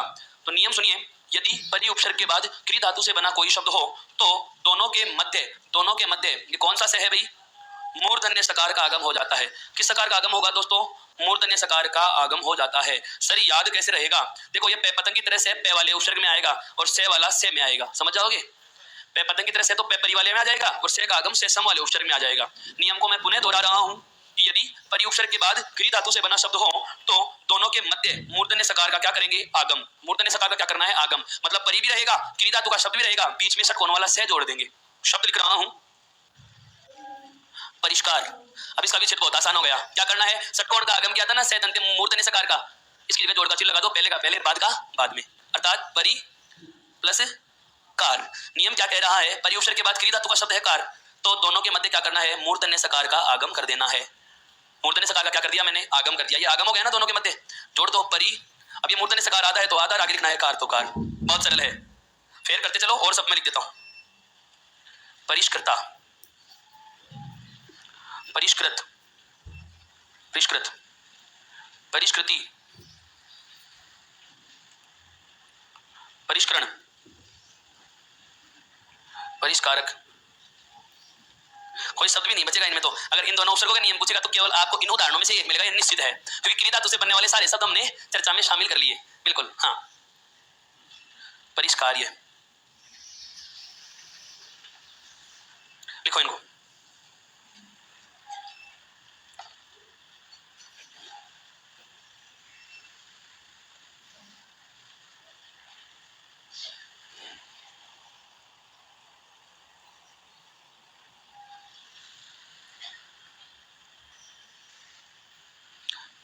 कुछ एक मेरे दोस्तों की पहले हिंदी की ये वाली बिंदुओं पे चर्चा हो चुकी है क्या? पहले कुछ एक व्यक्तियों ने पढ़ भी रखा है ना।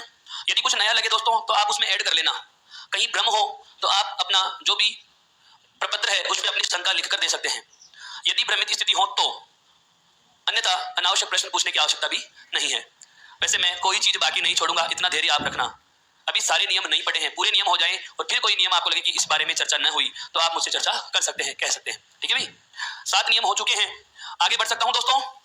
ध्यान दीजिए, परि उपसर्ग और सम उपसर्ग के बाद में क्रिया धातु का शब्द हो तो सम में तो दंते सकार और परि में पै की तरह वाला से अर्थात मूर्त ने सकार, क्या करना है? आगम। अब एक वो हलंत में का नियम समझ लो क्या है। नियम क्या है? नियम नंबर 8 हो जाएगा कि यदि प्रथम शब्द का अंतिम वर्ण स्वर रहित मैं हो, सुनना, यदि प्रथम शब्द का, इसकी चर्चा हालांकि मैं वैसे कर चुका हूं, आज उदाहरणों सहित इसको समझेंगे। हालांकि उदाहरण भी लिया है हमने संधि शब्द को, जब मैंने आपको न से और अनुस्वार से लिखना बताया था उस समय। यदि प्रथम शब्द का अंतिम वर्ण स्वर रहित मैं हो और उसके बाद कैसे मैं तक, कैसे मैं तक अर्थात किसी भी वर्गीय वर्ण का योग हो या किसी भी स्पर्शी वर्ण का योग हो। वर्गीय क्यों कहा? क्योंकि कैसे मैं तक 5 वर्ग हो जाते हैं, कै च टे ते पै। 5 वर्गों में किसी भी वर्ग का वर्ण हो उन्हें वर्गीय वर्ण कहेंगे।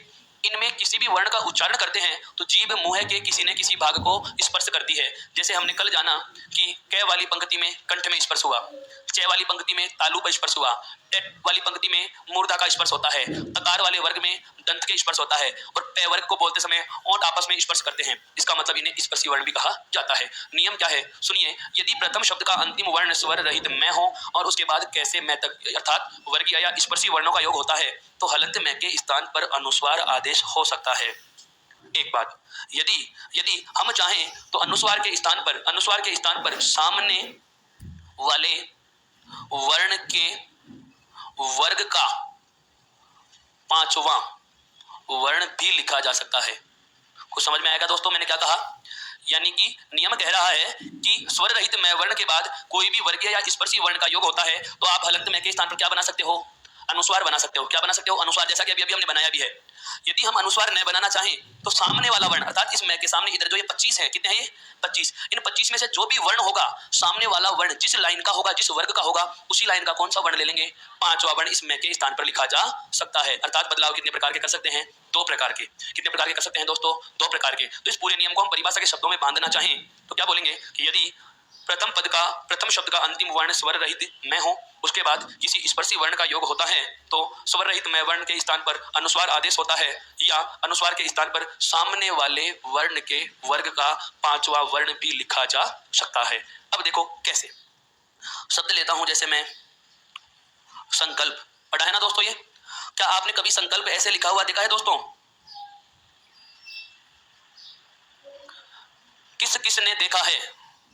कुछ एक मेरे मित्र इस चीज से परिचित हैं। दोस्तों ये दोनों शब्द एक ही हैं, दोनों शब्द ही शुद्ध हैं। दोनों शब्द क्या हैं? शुद्ध। अभी बताता हूं ये क्यों लिखा जाता है, ये सही क्यों है। विच्छेद क्या होगा इसका? समयोग कल्प। क्या होगा दोस्तों? समयोग कल्प। अब मुझे पता है प्रथम पद का अंतिम वर्ण क्या है? स्वर रहित मैं। हमने जाना कि प्रथम पद का अंतिम वर्ण क्या है? स्वर रहित मैं। और आगे देखिए दूसरे पद का पहला वर्ण क्या आ रहा है? कै। यदि स्वर रहित मैं के बाद कैसे मैं तक का कोई भी वर्ण योग करता हो तो मैं के स्थान पर अनुस्वार आदेश हो जाएगा। यदि हम अनुस्वार न लिखे तो सामने वाले वर्ण के वर्ग का 5वां, सामने वाला वर्ण कौन सा है? कै। और कै वर्ग का 5वां क्या होता है दोस्तों? कै वर्ग का पंचमाक्षर ये खाली। यहां तक कोई दिक्कत नहीं। इधर क्या बचा पड़ा है? से और आगे लिखा हुआ है कल्प। सबको जोड़िए। अनुस्वार लेंगे, अनुस्वार ले लिया, दोनों में से एक ले लिया अनुस्वार, आगे क्या लिखना है? कल्प। ये तो हो गया प्रचलित रूप जो हम बहुत प्रयोग में लेते हैं। यदि मैं चाहूं तो से, अब यहाँ पर अनुस्वार से तो बना लिया, 5 अक्षर से बनाऊंगा तो ये लो 5वां और उसके बाद में क्या है? कल्प। आपने ये तो नहीं देखा होगा लेकिन ऐसे तो पढ़ा है ना, संबंध, ये तो पढ़ा है। यहाँ पर इसको आप ऐसे तो लिख सकते हो संबंध। विच्छेद दोनों का एक ही प्रकार से होगा, सम प्लस बम प्लस थ। यहाँ पर आप इसको सम प्लस बंध भी लिख सकते हो क्योंकि दोनों विच्छेदों में यदि एक ही नियम लगता है, समझना बहुत अच्छे से बात बता रहा हूं। ये भी विच्छेद हलंत में के बाद स्पर्शी है, यहाँ भी हलंत में के बाद क्या है? स्पर्शी। यदि एक शब्द एक से ज्यादा जगह से टूटे और दोनों विच्छेदों में एक ही नियम लगे तो पहला विच्छेद कर लो, आगे से तोड़ने की आवश्यकता नहीं है। लेकिन यदि दोनों जगह अलग अलग नियम लगे, दोनों जगह अलग अलग नियम लगे तो विच्छेद दोनों होंगे, विच्छेद दोनों होंगे। लेकिन संधि पहले वाले विच्छेद की मानी जाएगी, संधि पहले वाले विच्छेद की मानी जाएगी। दोस्तों ऐसे शब्द भी आएंगे, मैं उन पे भी प्रकाश डालूंगा, केवल हिंट दे रहा हूं कि हाँ सर ऐसी कोई बात करने वाले हैं। अभी हमें इतना जानना है क्या कि संकल्प शब्द दोनों प्रकार से लिखा जा सकता है और संकल्प का विच्छेद हमने कर लिया। संबंध शब्द दोनों प्रकार से लिखा जा सकता है, विच्छेद हमने कर लिया। और उदाहरण देखो इसके, अलम प्लस कार बराबर क्या होता है? अलंकार में तो अपन वो लिखते हैं ना, ये खाली, ये तो खूब पढ़ा है दोस्तों, इसके लिए तो मना मत कर देना, कम से कम पढ़ा है ना ये तो। हाँ दोस्तों और उदाहरण लिख रहा हूं, और उदाहरण अलंकृति, आप इसको फेर कर सकते हैं, ध्यान देते रहना बोर्ड पर। अलंकृति, अलम प्लस कृति, अलंकरण, अलम प्लस करण, एक आता है संकरण, सम प्लस करण, एक केवल आता है संकर। ध्यान देना। और एक और आता है संकर। ये युग्म शब्दों में पूछा जाता है, संधि में नहीं आता, युग्म शब्दों में आता है। युग्म का मतलब होता है श्रुति सम भिन्नार्थक शब्द, समोच्चारित भिन्नार्थक शब्द। श्रुति सम सुनने में समान लगे, भिन्नार्थक जिनका अर्थ भिन्न हो, समोच्चारित जिनका उच्चारण समान हो, भिन्न अर्थ हो। संकर संकर जब दंतेसय वाला संकर आता है उसका अर्थ होता है मिश्रण। क्या होता है दोस्तों? मिश्रण। और बाद वाले महादेव जी हैं भोलेनाथ। ठीक है, ध्यान रखना। और लिख रहा हूं संधान, संपर्क, संजय। संजय को आप ऐसे भी लिख सकते हो जो कि हम नहीं लिखते। आश्चर्य तो आपको अब होगा, बहुत सारी मेरी दीदियां बैठी हैं वो मंजू में न लिख करके ऐसे लिख देती हैं। पढ़ा है ना आपने?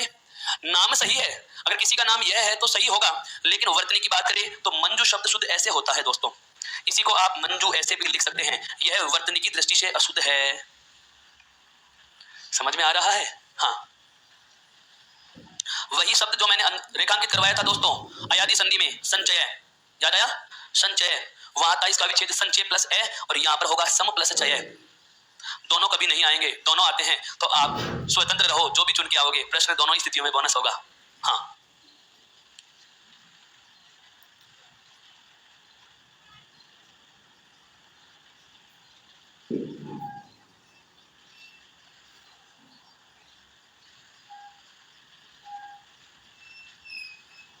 लिखा यहां तक का?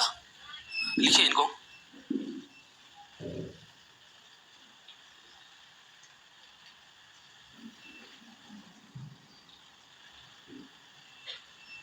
शब्द आता है संप्रदान, इसी में आता है ये भी। संबोधन, संबोधन।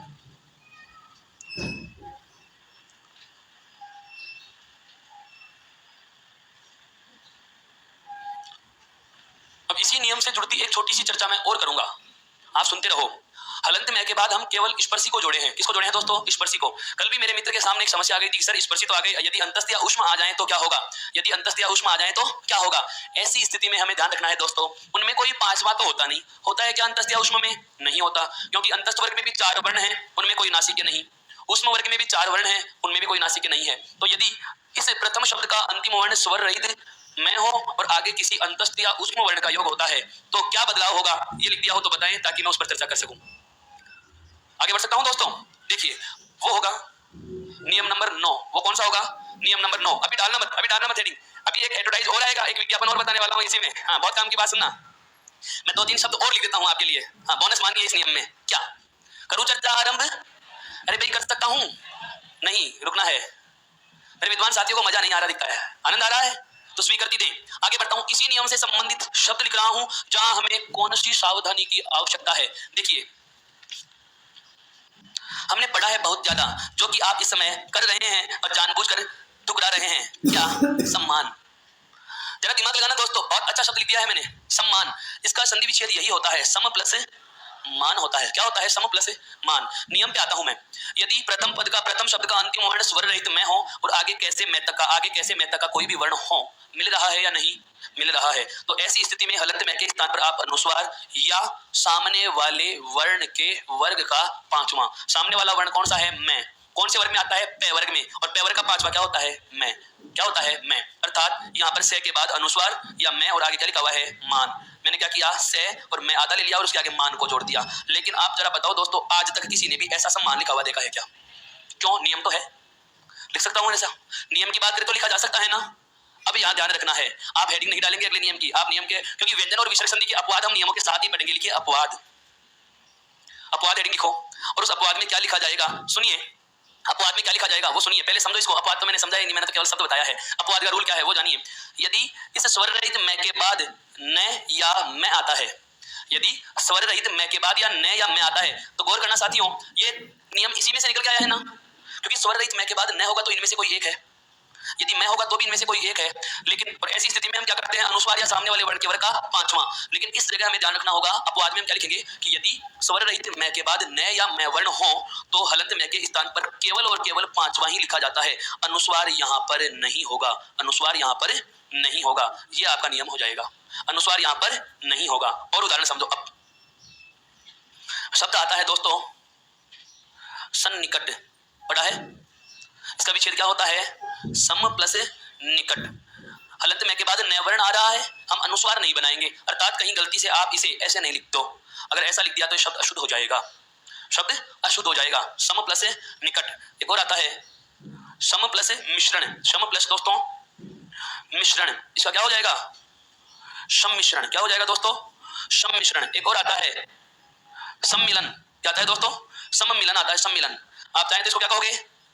सम प्लस मिलन कहोगे। आश्चर्य तो आपको अब होगा, आश्चर्य तो आपको अब होगा कि संन्यास में हम एनसीईआरटी तक में ऐसा ही लिखते हैं, ऐसे ही लिखा हुआ है ना, और संन्यास का हमें पता भी है कि विच्छेद यही होगा, सम प्लस न्यास। नियम तो यही लगाऊंगा ना, अब नियम लगाऊंगा तो हलंत में के स्थान पर अनुस्वार आना ही नहीं चाहिए। आना क्या चाहिए दोस्तों?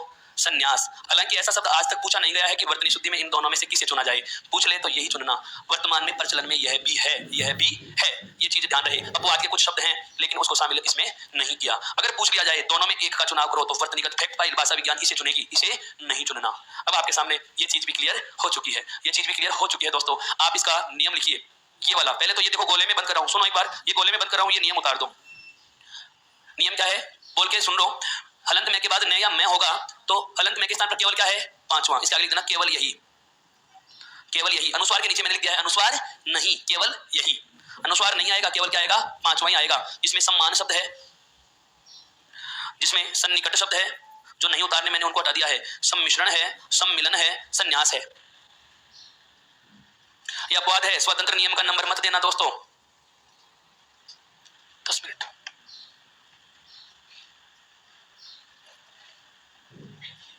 यहां तक की चर्चा समझ में आई? अब इसी नियम का एक सुनते रहो, इसी नियम का एक छोटा सा नियम और बच गया ना। अभी हम केवल स्पर्शी की बात कर रहे हैं, 25 की बात कर रहे हैं, व्यंजन 33 है दोस्तों। अभी 8 और बच रहे हैं, अंतस्थ और ऊष्म, अंतस्थ और ऊष्म। क्यों? हमने अभी अभी जाना है कि यदि स्वर रहित मैं वर्ण के बाद किसी भी स्पर्शी या वर्गीय वर्ण का योग होता है तो अनुस्वार या सामने वाले वर्ण के वर्ग का पांचवा लिखा जाएगा। अब हमारा जो नियम आएगा, नियम नंबर 9, आज का अंतिम। खुशी होगी है ना? क्या और चलने दूं? आपकी भी है, 5 मिनट में फ्री कर दूंगा दोस्तों। बढ़ू आगे? अरे एक ही नियम है, ये तो पूरा कर लीजिए आप, अधूरा रह जाएगा दोस्तों, फिर समझ में नहीं आएगा, पूरी कहानी पुनः गानी पड़ेगी। सुनिए, ये लिख चुके हैं तो एक बार हाथ ऊपर करके बताइए, आगे बढ़ूं? बहुत अच्छा। हम बात कर चुके हैं नियम पे, ध्यान दो। यदि ऐसा तो है नहीं दोस्तों कि 2 बजे के बाद आप पढ़ोगे ही नहीं, पढ़ना तो पड़ेगा, मैं भी पढ़ाई तो रहा हूं। ध्यान दीजिए, यदि स्वर रहित मैं के बाद कैसे मैं तक यानी कि वर्गीय वर्णों का योग होता है तो हम क्या करते हैं? वर्गीय या स्पर्शी होने की दशा में अनुस्वार या सामने वाले वर्ण के वर्ग का क्या बना लेते हैं? पांचवा। अब 9वां नियम इसी से मिलता जुलता है। क्या? क्योंकि अभी हमने मैं तक की बात की है, जबकि व्यंजनों में 8 वर्ण और बचे हुए हैं। कौन कौन से?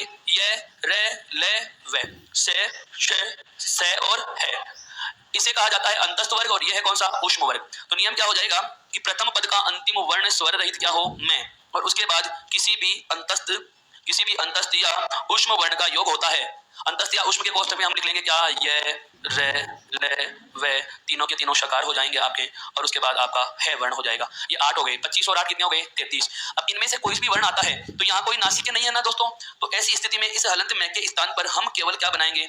अनुस्वार बनाते हैं। केवल क्या बनेगा दोस्तों? अनुस्वार आदेश हो जाता है। क्या आदेश हो जाता है? अनुस्वार आदेश हो जाता है। अब आता है क्या? हमारा उदाहरण। जैसे बात करते हैं उदाहरण की, सुनिए, समझो पहले उदाहरण को। मैंने लिखा क्या? संयोग। मैंने क्या लिखा दोस्तों? संयोग। विच्छेद क्या होगा? सम प्लस योग, सम प्लस योग। मुझे पता है प्रथम पद का अंतिम वर्ण मैं, और इसके आगे लिखा हुआ है ये में मात्रा है ओ, और उसके बाद है ग। प्रथम पद का अंतिम वर्ण स्वर रहित मैं है, प्रथम पद का अंतिम वर्ण स्वर रहित मैं, और उसके बाद लेखक की शीघ्रता न करे दोस्तों, समझ में नहीं आएगा। यदि आपकी इच्छा नहीं है तो मुझे बंद करने को कह दीजिए, मुझे भी इतना आवश्यक नहीं है कि बताऊं तो ही काम चलेगा। नुकसान आप ही का है, फायदा आप ही का है। बहुत रेयर चीजें बता रहा हूं, जरा साथ दीजिए। क्या? प्रथम शब्द का अंतिम वर्ण क्या है? स्वर रहित मैं, और उसके बाद में क्या आ रहा है? ये वर्ण इन अंतस्थ या ऊष्म में से कोई एक है। ऐसी स्थिति में मुझे पता है कि अंतस्थ या ऊष्म का योग हो तो केवल और केवल स्वर रहित मैं के स्थान पर अनुस्वार आदेश होगा। यहाँ कोई पांचवा नहीं आता है, तो रह जाएगा से। मैं का बना लिया अनुस्वार, ये में ओ जोड़ेंगे तो यो और ग। सबको आगे जोड़कर लिख देंगे से, लाइन को बढ़ा के अनुस्वार और योग का योग, अर्थात संयोग का संयोग। और शब्द लिख रहा हूं दोस्तों। जैसे आता है संरक्षण, क्या होगा इसका विच्छेद? समयोग रक्षण। एक आता है संरक्षक, गार्जियंस को कहते हैं ना संरक्षक, समयोग रक्षक। सम प्लस रचना बराबर होता है दोस्तों संरचना। सम प्लस लग्न बराबर होता है दोस्तों संलग्न। क्या होता है? संलग्न, ठीक है। सम प्लस यम बराबर होता है दोस्तों संयम। क्या होता है? संयम। एक और आता है स्वयंवर। क्या आता है दोस्तों? स्वयंवर। इसका विच्छेद क्या होगा? स्वयं प्लस वर, स्वयं प्लस वर। सम प्लस सय बराबर होता है दोस्तों संशय। क्या होता है? संशय। ठीक है, सम प्लस सय बराबर क्या होता है? संशय होता है साथियों। क्या होता है? संशय होता है। हाँ बिल्कुल। सम प्लस हार बराबर होता है दोस्तों संहार।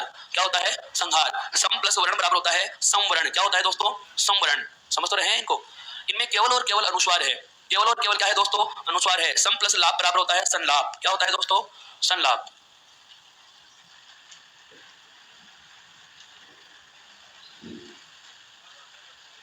संरक्षण, संरक्षक, संरचना, संलग्न, संयम, स्वयंवर, संशय, संहार, संवरण, संलाप। बात आती है विच्छेद की। सम प्लस रक्षण, सम प्लस रक्षक, सम प्लस रचना, सम प्लस लग्न, सम प्लस यम, स्वयं प्लस वर। इसका विच्छेद लिखता हूं दोस्तों,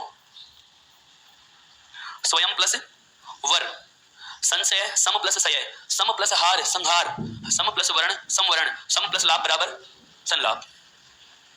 इस प्रकार से आप कह सकते हैं कि यदि प्रथम शब्द का अंतिम वर्ण स्वर रहित में हो और उसके बाद किसी अंतस्थ या ऊष्म वर्ण का योग होता है तो हलंत में के स्थान पर केवल अनुस्वार आदेश हो जाता है। दोस्तों अब हमारी जो चर्चा आगे आरंभ होगी वह होगी तय दय से संबंधित। स्वर रहित दय या दय के नियम पढ़ेंगे। कल जहां तक है ये संधि वाला प्रकरण अपनी अगली कक्षा में पूर्णता को प्राप्त कर लेगा। फिर हम आएंगे शब्द पे, समासों पे, उपसर्ग पे, प्रत्यय पे।